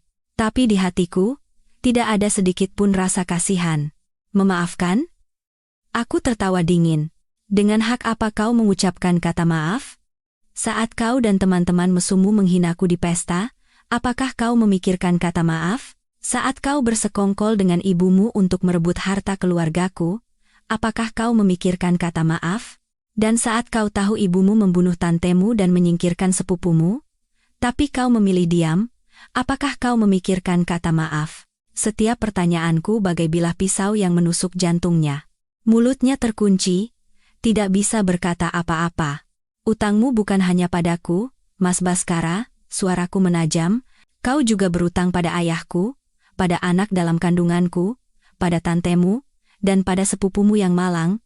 Utang itu tidak akan pernah bisa kau bayar lunas seumur hidupmu. Aku berbalik. Aku tidak ingin melihat wajahnya yang menyedihkan itu sedetik pun lebih lama. Kita selesaikan semuanya lewat jalur hukum. Itulah kata-kata terakhirku untuknya. Beberapa hari kemudian, surat perintah penangkapan untuk Baskara Aditama dikeluarkan. Dia digiring keluar dengan tangan diborgol dari perusahaan yang ia dirikan sendiri, disaksikan oleh ratusan karyawannya. Pada saat itu, aku tahu, permainan ini benar-benar telah berakhir. Aku menang. Tapi ini adalah kemenangan pahit yang diraih dengan begitu banyak air mata dan penderitaan. Setelah Baskara ditahan, seorang tamu tak diundang lainnya datang. Wanita yang telah menghancurkan rumah tanggaku, sekretarisnya, Rania. Dia datang sampai ke rumah Ibu Helena, tempatku tinggal. Dengan perut yang sudah cukup membuncit, penampilannya bukan lagi wanita angkuh dan percaya diri yang kulihat di foto. Wajahnya pucat, matanya bengkak karena menangis. Dia tidak berteriak atau memaki. Dia hanya menatapku dengan tatapan campuran antara menyalahkan dan memohon. Mbak Kirana, tolong. Tolong selamatkan Mas Baskara. Dia tidak sepenuhnya orang jahat seperti yang Mbak pikirkan. Semua yang dia lakukan itu demi saya, dan anak ini. Aku menatapnya dan perutnya bergantian. Perasaan yang rumit berkecamuk. Aku juga seorang wanita, dan akan segera menjadi seorang ibu. Aku bisa memahami ketakutannya. Tapi rasa iba itu tidak bisa menghapus perbuatan yang telah dia dan Baskara lakukan. Dia melakukan itu demi kau dan anakmu? Tanyaku datar. Lalu, apa kau tahu bahwa uang yang ia gunakan untuk membelikanmu apartemen dan mobil itu adalah uang hasil penggelapan dari perusahaan? Apa kau tahu berapa banyak orang yang ia buat bangkrut demi memenangkan kontrak besar? Dan apa kau tahu betapa kejamnya dia pada istri yang memulai segalanya dari nol bersamanya? Dia menunduk, diam. Dia pasti tahu, atau setidaknya samar-samar menduga. Tapi dia memilih untuk menutup mata dan menikmati kehidupan mewah yang dibangun di atas penderitaan orang lain. Aku tidak bisa membantunya, kataku tegas. Dia harus membayar harga atas perbuatannya. Mengenai kau dan anakmu, itu adalah pilihanmu. Kau memilih jalan itu, maka kau juga harus menanggung konsekuensinya. Aku tidak memberinya kesempatan untuk memohon lebih jauh dan masuk ke dalam rumah. Aku bukan orang jahat, tapi aku juga bukan orang suci. Pengampunanku tidak bisa diberikan kepada mereka yang terlibat dalam kejahatan. Aku hanya berharap anak tak berdosa di dalam kandungannya kelak bisa memiliki kehidupan yang lebih baik, tidak terpengaruh oleh dosa orang tuanya. Secercah harapan terakhir datang dari berita tentang sepupu Baskara yang hilang.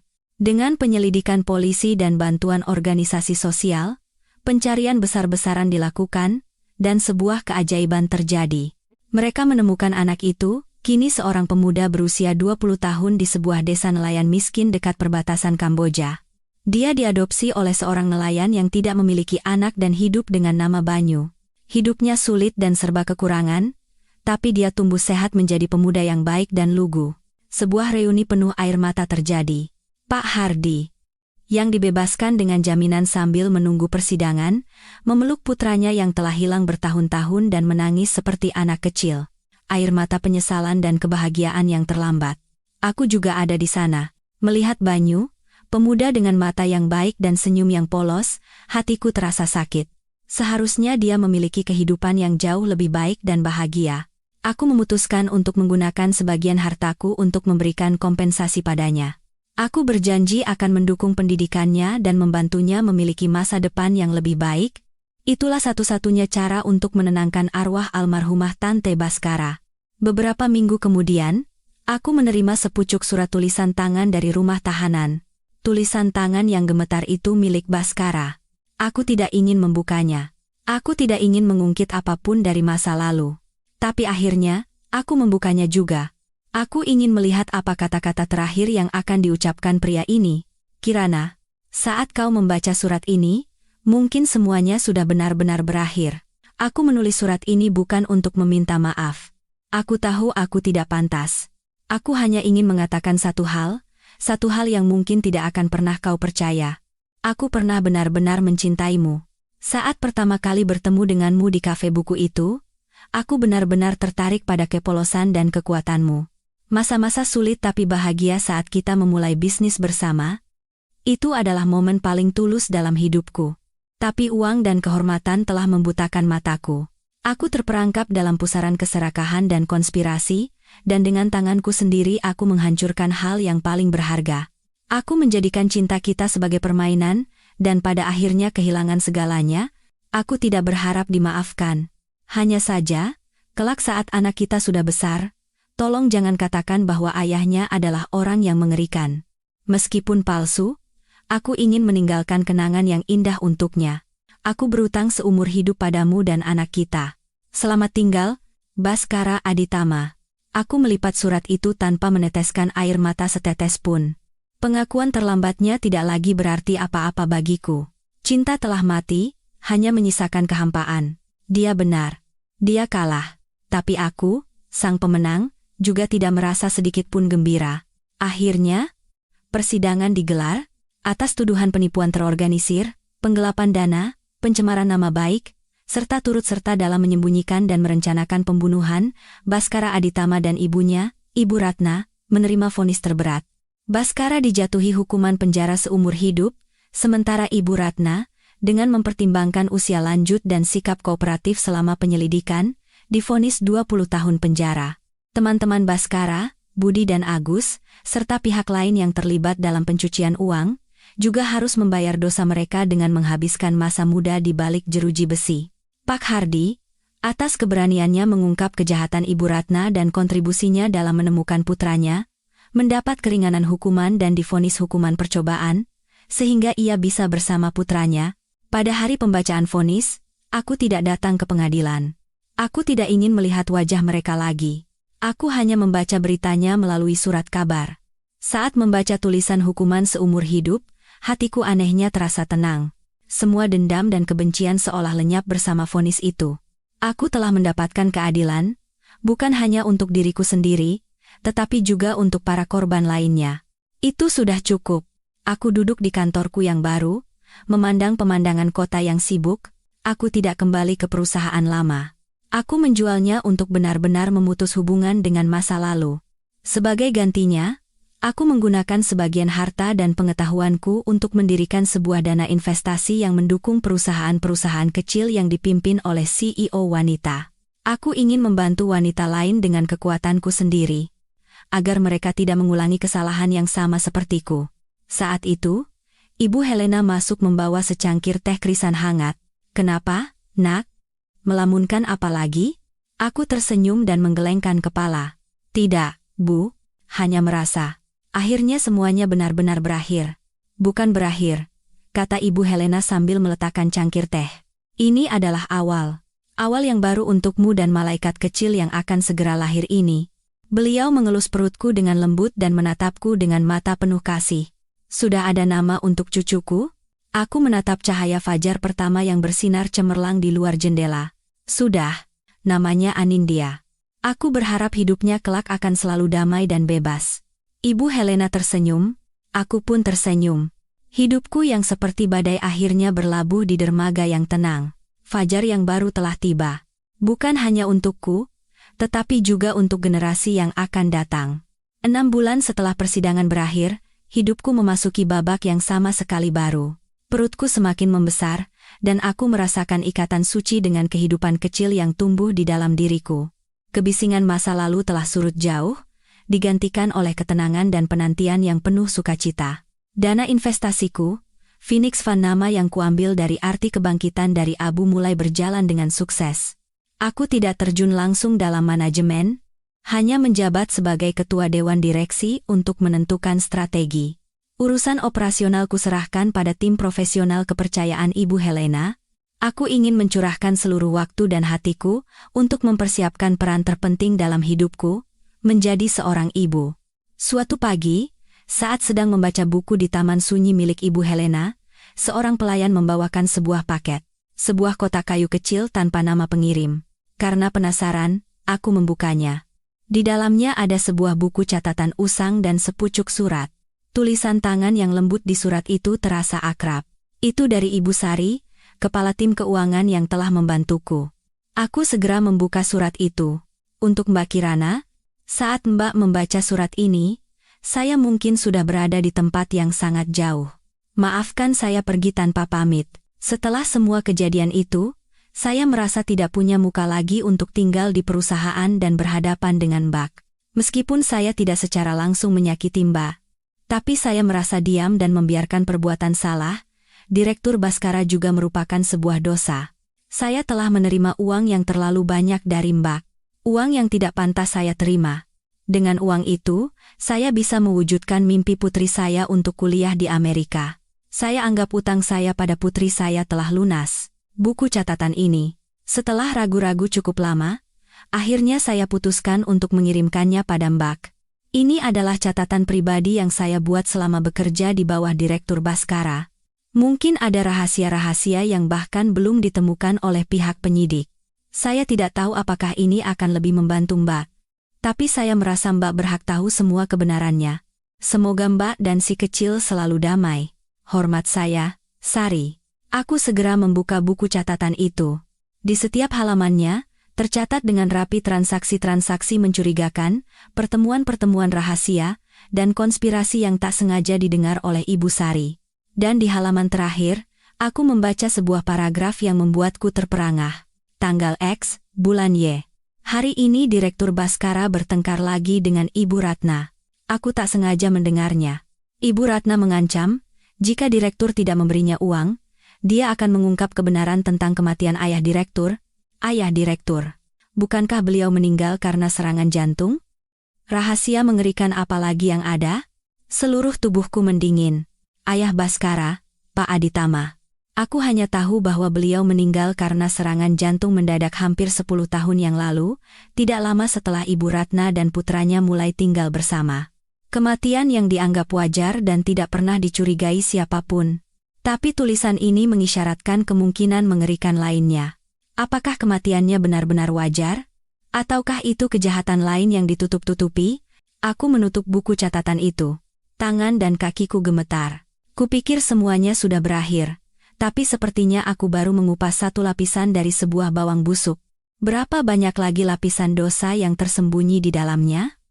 Buku catatan Ibu Sari, seperti bom waktu, kembali mengguncang kehidupanku yang sudah mulai tenang. Rahasia kematian mantan ayah mertuaku terus menghantuiku. Selama beberapa malam, aku merenung apakah harus membuka kembali kasus ini. Di satu sisi, hatiku berbisik untuk membiarkan masa lalu terkubur. Para penjahat telah dihukum, dan aku telah menemukan kehidupan baru, jadi jangan lagi terlibat dalam urusan yang rumit dan berbahaya. Tapi di sisi lain, nuraniku tidak mengizinkannya. Jika itu benar-benar pembunuhan, arwah almarhum belum akan beristirahat dengan tenang, dan para pelaku, meskipun sudah dipenjara, belum diadili atas dosa tersebut. Akhirnya, aku menemui Ibu Helena. Beliau adalah satu-satunya orang yang bisa kupercaya untuk meminta nasihat. Setelah memeriksa buku catatan itu dan mendengar ceritaku, Ibu Helena termenung lama. "Kirana, ini bukan masalah sederhana," katanya dengan suara serius. "Ini terjadi 10 tahun yang lalu. Semua bukti mungkin sudah hilang. Terlebih lagi, tersangka utamanya, Baskara dan Ibu Ratna, keduanya sudah dipenjara. Membuka kembali penyelidikan tidak hanya akan sangat sulit, tetapi juga bisa berbahaya bagimu. Tapi jika itu benar, Bu, kita tidak bisa pura-pura tidak tahu," kataku dengan tatapan tegas. "Nyawa seseorang tidak boleh dilupakan begitu saja." Ibu Helena menatapku, lalu mengangguk kecil. "Ya, Ibu mengerti. Putriku ini sudah benar-benar dewasa. Bukan hanya kuat, tapi juga punya hati yang hangat.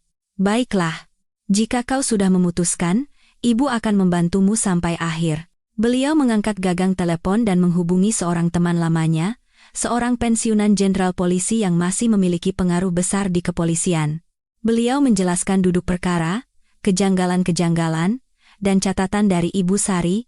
Di seberang telepon, sang jenderal mendengarkan dengan saksama dan berjanji akan melakukan penyelidikan ulang secara rahasia. Penyelidikan berjalan diam-diam. Aku berusaha fokus pada persiapan kelahiran dan mengelola dana investasiku agar pikiranku tidak bercabang. Tapi setiap hari, aku menunggu kabar dengan cemas. Sekitar sebulan kemudian, sang jenderal menemui aku dan Ibu Helena secara pribadi.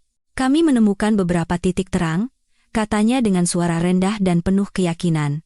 "Menurut catatan medis, Pak Aditama memang memiliki riwayat penyakit jantung. Tapi yang aneh, pada malam kematiannya, satu-satunya orang yang ada di rumah bersamanya adalah Ibu Ratna. Baskara saat itu sedang dinas keluar kota. Ibu Ratna bersaksi bahwa suaminya tiba-tiba mengalami serangan jantung dan meninggal sebelum ambulans tiba." "Apa yang mencurigakan?" tanyaku cemas. "Kami berhasil menemukan petugas medis yang datang saat itu. Menurut kesaksiannya, saat tiba di lokasi, Ibu Ratna tampak luar biasa tenang untuk seseorang yang baru kehilangan suami. Dan dia tak sengaja melihat sebuah botol obat aneh tanpa label di meja samping tempat tidur. Ketika dia hendak bertanya, Ibu Ratna dengan cepat menyingkirkannya." "Botol obat aneh." Jantungku berdebar kencang. "Bukan hanya itu," lanjut sang jenderal. "Kami menemukan satu fakta mengejutkan lagi. Ibu Ratna bukanlah istri sah Pak Aditama, melainkan wanita simpanannya. Istri sah Pak Aditama meninggal karena sakit beberapa waktu sebelumnya. Menurut surat wasiat yang ditinggalkan Pak Aditama, seluruh hartanya diwariskan kepada putra tunggalnya, Baskara, tapi dengan satu syarat, Baskara baru bisa menggunakan seluruh hak warisnya setelah berusia 30 tahun. Jika Pak Aditama meninggal sebelum itu, hartanya akan dikelola oleh Dewan Wali Amanat dan Ibu Ratna tidak akan mendapatkan sepeser pun." Semuanya menjadi jelas dalam sekejap. Motifnya sangat jelas. Ibu Ratna berada di sisi Pak Aditama, tapi tidak punya status hukum maupun harta. Dia takut akan diusir dengan tangan kosong.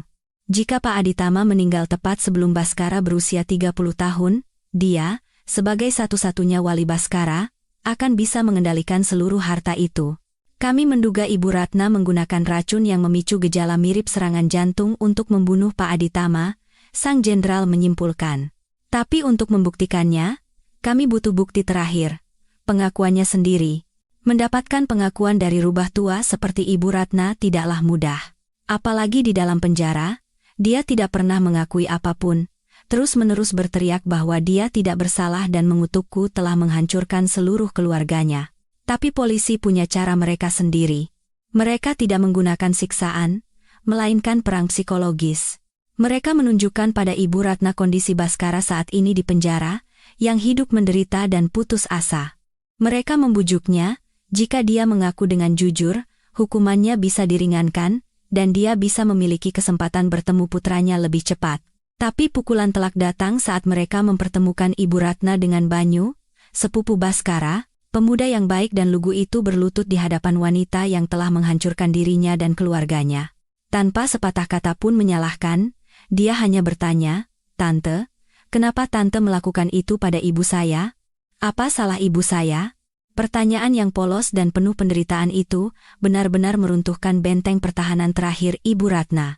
Dia melihat sosok adiknya yang malang dan keponakannya yang ia buang dengan dingin pada diri Banyu. Dia tersungkur di atas meja dan menangis meraung-raung. Dan di tengah isak tangisnya, dia mengakui segalanya. Dia mengakui telah mencampurkan racun yang ia dapat dari pasar gelap ke dalam teh Pak Aditama. Dia mengaku duduk dengan tenang dan melihatnya meregang nyawa dalam kesakitan hingga napas terakhir. Dan kemudian, dia merancang sandiwara sempurna tentang serangan jantung mendadak. Kejahatan mengerikan yang terkubur selama 10 tahun akhirnya terungkap ke cahaya. Sidang khusus digelar. Ibu Ratna, yang berstatus narapidana, kini menjadi terdakwa kasus pembunuhan. Dengan pengakuan dan bukti-bukti yang tak terbantahkan, dia menerima satu vonis lagi. Vonis yang setimpal dengan dosanya, hukuman penjara seumur hidup. Baskara, yang mengetahui kebenaran tentang kematian ayahnya, benar-benar hancur. Ibu yang begitu ia hormati, yang selalu melindunginya dari semua kesalahannya, ternyata adalah pembunuh ayahnya sendiri. Kepercayaan terakhirnya runtuh, dan dia mulai kehilangan akal sehatnya di penjara. Pada hari Ibu Ratna divonis, aku tidak datang ke pengadilan. Aku hanya duduk di rumah, menyalakan dupa di depan foto almarhum orang tuaku. Dan aku juga meletakkan foto almarhumah tantenya Baskara dan mantan ayah mertuaku. Aku berbisik. Semuanya sudah berakhir. Beristirahatlah dengan tenang. Mimpi buruk yang panjang akhirnya berakhir. Keadilan, meskipun terlambat, akhirnya terwujud sepenuhnya. Hatiku terasa luar biasa tenang dan ringan. Aku telah melakukan hal yang benar, bukan hanya untuk diriku sendiri, tetapi juga untuk jiwa-jiwa tak berdosa yang menjadi korban. Waktu benar-benar memiliki kekuatan misterius. Ia tidak menghapus luka, tapi ia menaburkan debu kelupaan di atasnya, menumpulkan sudut-sudut tajam penderitaan, dan pada akhirnya, mengembalikan keadilan yang semestinya bagi semua. Setelah persidangan terakhir dan hiruk-pikuk media serta pertarungan hukum yang penuh intrik berlalu, hidupku berangsur-angsur kembali ke jalur ketenangan. Namun, aku tahu, bagi mereka yang menabur angin, hari untuk menuai badai baru saja dimulai. Jaring langit terbentang luas, tampak jarang, namun tak pernah ada yang lolos. Jaring yang mereka tenun sendiri dari keserakahan dan kedengkian akhirnya menjerat mereka dengan erat, tanpa menyisakan celah untuk melarikan diri. Yang pertama menelan pil pahit adalah pria yang pernah menjadi duniaku, Baskara Aditama. Suami yang pernah kucintai dengan kepolosan dan gairah, kini hanya menjadi nama dingin dalam arsip penjara. Vonis seumur hidup adalah titik akhir dari kehidupan gemerlap yang ia bangun di atas kebohongan. Sesekali, aku mendengar kabarnya melalui pengacara. Dia bukan lagi direktur Baskara yang angkuh dan berkuasa. Dinding dingin penjara dengan cepat mengelupas cangkang mewahnya, menampakkan wajah telanjang seorang pecundang yang menyedihkan. Beberapa bulan pertama, dia masih keras kepala. Berteriak, mengutuk, dan menyalahkan segalanya padaku dan Ibu Ratna.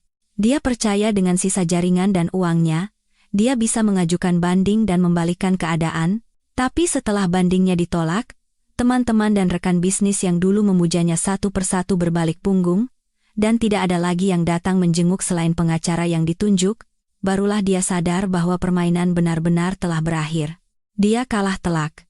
Kabarnya, dia menjadi pendiam. Dia bisa duduk berjam-jam menatap satu titik di dinding semen yang terkelupas. Berat badannya turun drastis, dan rambut hitamnya yang dulu berkilau kini dihiasi uban. Matanya yang dulu berbinar penuh perhitungan menjadi cekung dan hampa. Setiap malam, dia mengigau dalam tidurnya, tanpa sadar memanggil nama-nama. Namaku, nama tantenya yang meninggal secara tragis, dan nama ayahnya yang tak pernah benar-benar ia kenal. Rasa bersalah yang coba ia kubur di bawah topeng kesuksesan kini bangkit, dan menggerogotinya setiap jam, setiap hari. Surat penyesalan terakhir yang ia kirimkan padaku mungkin adalah momen langkah kesadaran spiritualnya, tapi bahkan kesadaran itu dengan cepat ditelan oleh kegelapan keputusasaan. Dia telah menghancurkan segalanya dengan tangannya sendiri. Karier, keluarga, cinta, dan dirinya sendiri. Sisa hidupnya hanyalah rentetan panjang penyesalan dan kesepian. Harga yang mahal, namun sangat setimpal untuk dosa-dosa yang telah ia perbuat. Nasib para kaki tangannya pun tidak lebih baik. Rania, sekretaris yang menjadi wanita simpanan Baskara. Mimpinya untuk menjadi nyonya besar setelah aku disingkirkan hancur berkeping-keping. Setelah Baskara ditahan, apartemen mewah dan mobil impor yang dibeli dengan dana ilegal disita. Dengan perut yang semakin membesar, dia menjadi miskin dalam semalam. Tidak ada perusahaan yang mau menerima orang dengan riwayat terlibat dalam kasus ekonomi sebesar itu.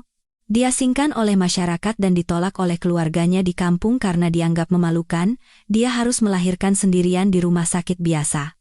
Setelah melahirkan, kabarnya dia tinggal di sebuah kamar kos sempit di pinggiran kota, setiap hari berjuang untuk membeli popok, susu formula, dan biaya hidup yang pas-pasan. Penampilannya yang dulu glamor dan angkuh lenyap, hanya menyisakan seorang wanita kuyu yang lelah oleh beban hidup. Aku tidak tahu apakah dia menyesali pilihannya. Tapi aku percaya, setiap kali dia melihat anaknya yang tak berdosa, dia tidak akan bisa tidak teringat akan harga yang harus dibayar untuk membangun kebahagiaan di atas penderitaan orang lain.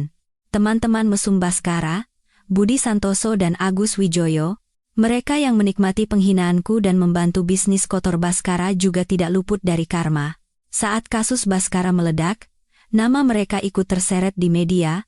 Perusahaan-perusahaan fiktif yang mereka dirikan untuk pencucian uang dengan cepat menjadi sasaran penyelidikan. Meskipun tidak menerima hukuman pidana seberat Baskara, mereka juga dijatuhi denda dan ganti rugi yang luar biasa besar, cukup untuk membuat harta mereka ludes. Tapi hukuman terberat bagi mereka adalah pengucilan dari kalangan atas yang begitu mereka banggakan. Mereka menjadi paria. Tidak ada rekan bisnis yang mau berurusan, tidak ada teman yang mau bergaul.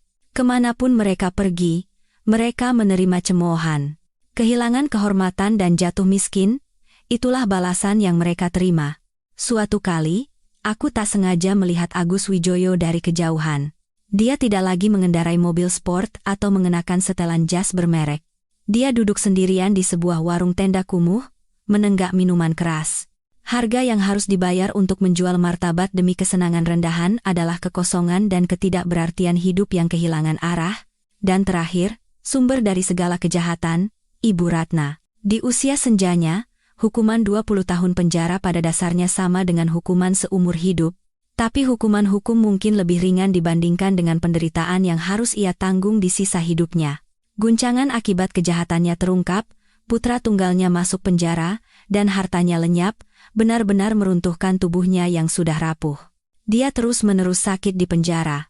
Seorang nyonya besar yang biasa dilayani oleh para pembantu kini harus berada di lingkungan yang keras dan serba kekurangan. Tapi penderitaan fisik tidak ada apa-apanya dibandingkan dengan siksaan batin, arwah adiknya yang terbunuh, keponakannya yang ia jual, dan suaminya yang ia racuni, menghantuinya setiap malam. Kudengar dia sering menjerit dan mengigau di malam hari. Memanggil nama adiknya, nama keponakannya, lalu kembali mengutuk dan menangis meraung-raung. Penyesalan yang terlambat telah mengubah hari-hari terakhirnya menjadi neraka di dunia. Dia meninggal dalam kesendirian dan penderitaan di klinik penjara. Pada hari kematiannya, tidak ada keluarga yang datang untuk mengurus jenazahnya. Bahkan Baskara, putra yang telah ia perjuangkan dengan segala cara, tidak bisa menemaninya. Dia pergi begitu saja dalam kelupaan, seolah untuk mengubur kejahatan yang telah ia lakukan. Saat mendengar kabar kematiannya, hatiku tidak merasakan kepuasan, melainkan kekosongan dan kesedihan. Keserakahan telah mengubah seorang manusia menjadi iblis, dan pada akhirnya, keserakahan itu jugalah yang menelannya. Itu adalah siklus tragis, dan pelajaran mahal, tentang hukum karma. Di tengah bayang-bayang hukuman yang gelap, ada satu titik terang. Banyu, sepupu Baskara yang malang. Setelah bertemu kembali dengan ayahnya, hidupnya berubah total. Dengan dana yang kuberikan secara diam-diam, dan bantuan dari berbagai donatur, ayah dan anak itu memulai hidup baru. Mereka tidak kembali ke kota, melainkan tetap di desa nelayan dan membuka sebuah toko kecil. Pak Hardi, yang telah hidup dalam rasa bersalah selama bertahun-tahun, kini menemukan kedamaian di sisi putranya. Dia mendedikasikan sisa hidupnya untuk putranya. Banyu mengambil ujian kesetaraan dan mendaftar di sekolah kejuruan, belajar keterampilan memperbaiki kapal. Dia sering meneleponku. Bukan lagi dengan suara pemalu, melainkan suara yang penuh kegembiraan dan rasa syukur. Dia bercerita tentang pekerjaannya, teman-teman barunya, dan rencana masa depannya. Kadang-kadang, dia bahkan mengirimkan hasil laut segar yang ia tangkap sendiri untukku. Melihatnya mendapatkan kembali hidupnya, hatiku ikut menghangat. Setidaknya, dalam tragedi ini, satu orang tak berdosa menemukan kebahagiaan. Aku duduk di kantorku, membalik halaman-halaman berkas kasus. Nama-nama, wajah-wajah, nasib-nasib, terjalin seperti sebuah novel tragedi. Orang sering mengatakan hukum karma adalah hukuman supranatural, tangan tak terlihat dari takdir. Tapi aku berpikir lain. Karma tidak jatuh dari langit. Ia adalah konsekuensi tak terhindarkan dari pilihan dan tindakan yang ditabur oleh setiap individu. Baskara, Ibu Ratna, dan teman-temannya, mereka memilih jalan kebohongan, keserakahan, dan kekejaman. Dan akhir yang mereka terima adalah kehancuran, kesepian, dan rasa bersalah. Itu bukan hukuman, itu adalah keadilan. Kini, semua dendam benar-benar telah sirna. Bukan karena pengampunan, melainkan karena keadilan. Masa lalu telah kutinggalkan, dan pintu masa depan terbuka lebar di hadapanku. Aku tahu, mulai sekarang, dalam hidupku hanya akan tersisa bab-bab yang berisi kedamaian dan harapan.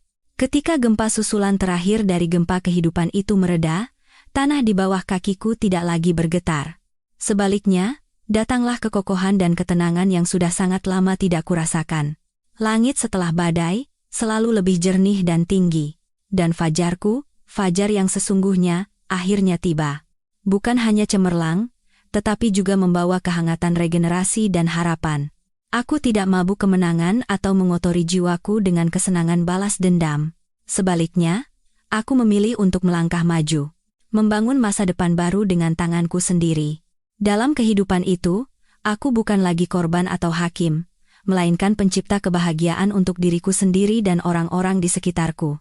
Beberapa bulan setelah vonis, aku menyambut seorang malaikat kecil ke dalam hidupku.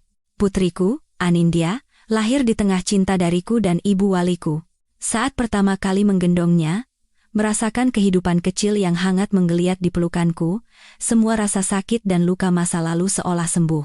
Matanya hitam legam sepertiku, tapi ia mewarisi dahi tinggi dan senyum cerah neneknya yang tak pernah ia temui. Melihatnya, aku tahu aku telah mendapatkan hal yang paling berharga di dunia. Alasan untuk hidup, alasan untuk berjuang, dan alasan untuk menjadi orang yang lebih baik. Dia bukan hanya putriku, dia adalah simbol awal yang baru, kekuatan hidup yang tangguh yang mekar dari abu kehancuran. Aku tidak kembali ke perusahaan lama yang dinodai oleh pengkhianatan dan kenangan pahit. Aku menjualnya bersama dengan rumah di Menteng. Aku ingin benar-benar memutus hubungan dengan masa lalu, meninggalkan semua yang menjadi milik Baskara dan keluarganya. Dengan uang tunjangan perceraian dan hartaku yang semula, aku bisa saja hidup mewah, tapi aku tidak melakukannya. Pengalaman dengan ibu mertuaku dan Baskara mengajarkan bahwa uang bisa menjadi alat yang berguna, tapi tidak akan pernah bisa membeli ketenangan batin. Daripada mengejar kekayaan materi, aku memutuskan untuk mengejar sesuatu yang lebih berharga. Makna, aku menggunakan sebagian besar hartaku untuk mendirikan Yayasan Tunas Harapan, sebuah organisasi nirlaba yang memberikan bantuan hukum dan konseling psikologis gratis bagi korban kekerasan dalam rumah tangga dan penipuan pernikahan. Aku ingin menggunakan pengalamanku yang menyakitkan sebagai lentera untuk membantu wanita lain. Memberitahu mereka bahwa mereka tidak sendirian, bahwa mereka berhak dilindungi, dan memiliki kekuatan untuk bangkit kembali. Ibu waliku, Ibu Helena, menjadi penasihat yayasan. Kebijaksanaan, pengalaman, dan jaringannya membantu yayasan ini berkembang pesat dan memberikan dampak besar di masyarakat. Kami mengadakan seminar, konsultasi hukum, dan menyediakan rumah aman bagi para wanita yang membutuhkan tempat perlindungan darurat. Setiap orang yang terbantu, setiap senyum yang kembali setelah air mata, memberiku kebahagiaan dan kedamaian yang tak terhingga. Aku mengubah penderitaanku menjadi kekuatan untuk komunitas, dan itu adalah cara terbaik untuk menyembuhkan diriku sendiri. Di samping kegiatan yayasan, aku mulai membangun karierku sendiri. Karier yang tidak lagi berada di bawah bayang-bayang pria manapun. Aku tidak memilih kembali ke dunia bisnis yang penuh gejolak. Sebaliknya, aku kembali ke sebuah gairah sunyi yang kusimpan sejak masa kuliah. Seni. Aku membuka sebuah galeri kecil bernama Anindya, sesuai nama putriku. Tidak hanya memamerkan karya pelukis-pelukis muda berbakat, galeri ini juga mengadakan kelas seni gratis untuk anak-anak dari lingkungan kurang mampu. Aku ingin menanamkan benih keindahan dan kreativitas di jiwa mereka, berharap seni bisa menyembuhkan luka dan memberikan sayap untuk mimpi mereka. Hidupku kini sibuk, namun luar biasa damai. Pagi hari, aku bermain dengan putriku, melihatnya menjelajahi dunia dengan mata jernihnya. Siang hari, aku pergi ke galeri, tenggelam dalam dunia warna dan ide-ide kreatif. Sore hari, aku mengurus pekerjaan yayasan, membaca berkas, mendengarkan cerita, dan mencari solusi bersama tim. Sesekali, Ibu Helena datang berkunjung, membawa makanan lezat dan nasihat berharga. Kami, 3 generasi wanita, berkumpul, berbagi cerita dan tawa. Rumahku bukan lagi sebuah mansion yang dingin, melainkan sebuah sarang yang hangat, penuh cinta dan tawa. Suatu sore di akhir pekan, saat aku dan Anindya sedang melukis dengan canggung di taman, Banyu, sepupu Baskara, datang berkunjung. Dia bukan lagi pemuda desa yang pemalu. Setelah 2 tahun belajar dengan bantuan dariku dan Ibu Helena, dia lulus dari universitas dengan predikat cum laude dan kini menjadi seorang insinyur mesin yang andal di sebuah galangan kapal besar. Dia membawakan Anindya hadiah mainan kapal kayu yang ia buat sendiri. "Mbak, terima kasih banyak," katanya dengan tulus. "Kalau bukan karena Mbak, saya mungkin tidak akan pernah bisa keluar dari desa nelayan itu seumur hidup saya. Mbak telah memberi saya kehidupan baru."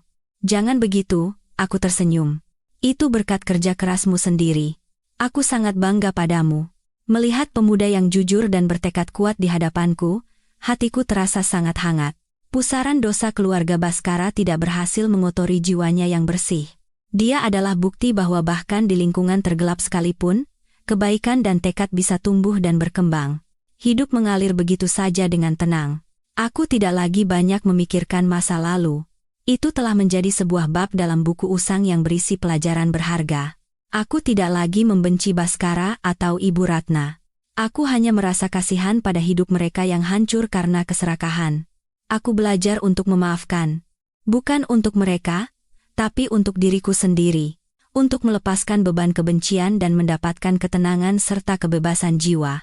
Suatu hari, saat melihat-lihat foto lama ibuku, aku menemukan sebuah foto di mana ibuku di masa mudanya berdiri bersama seorang pria asing.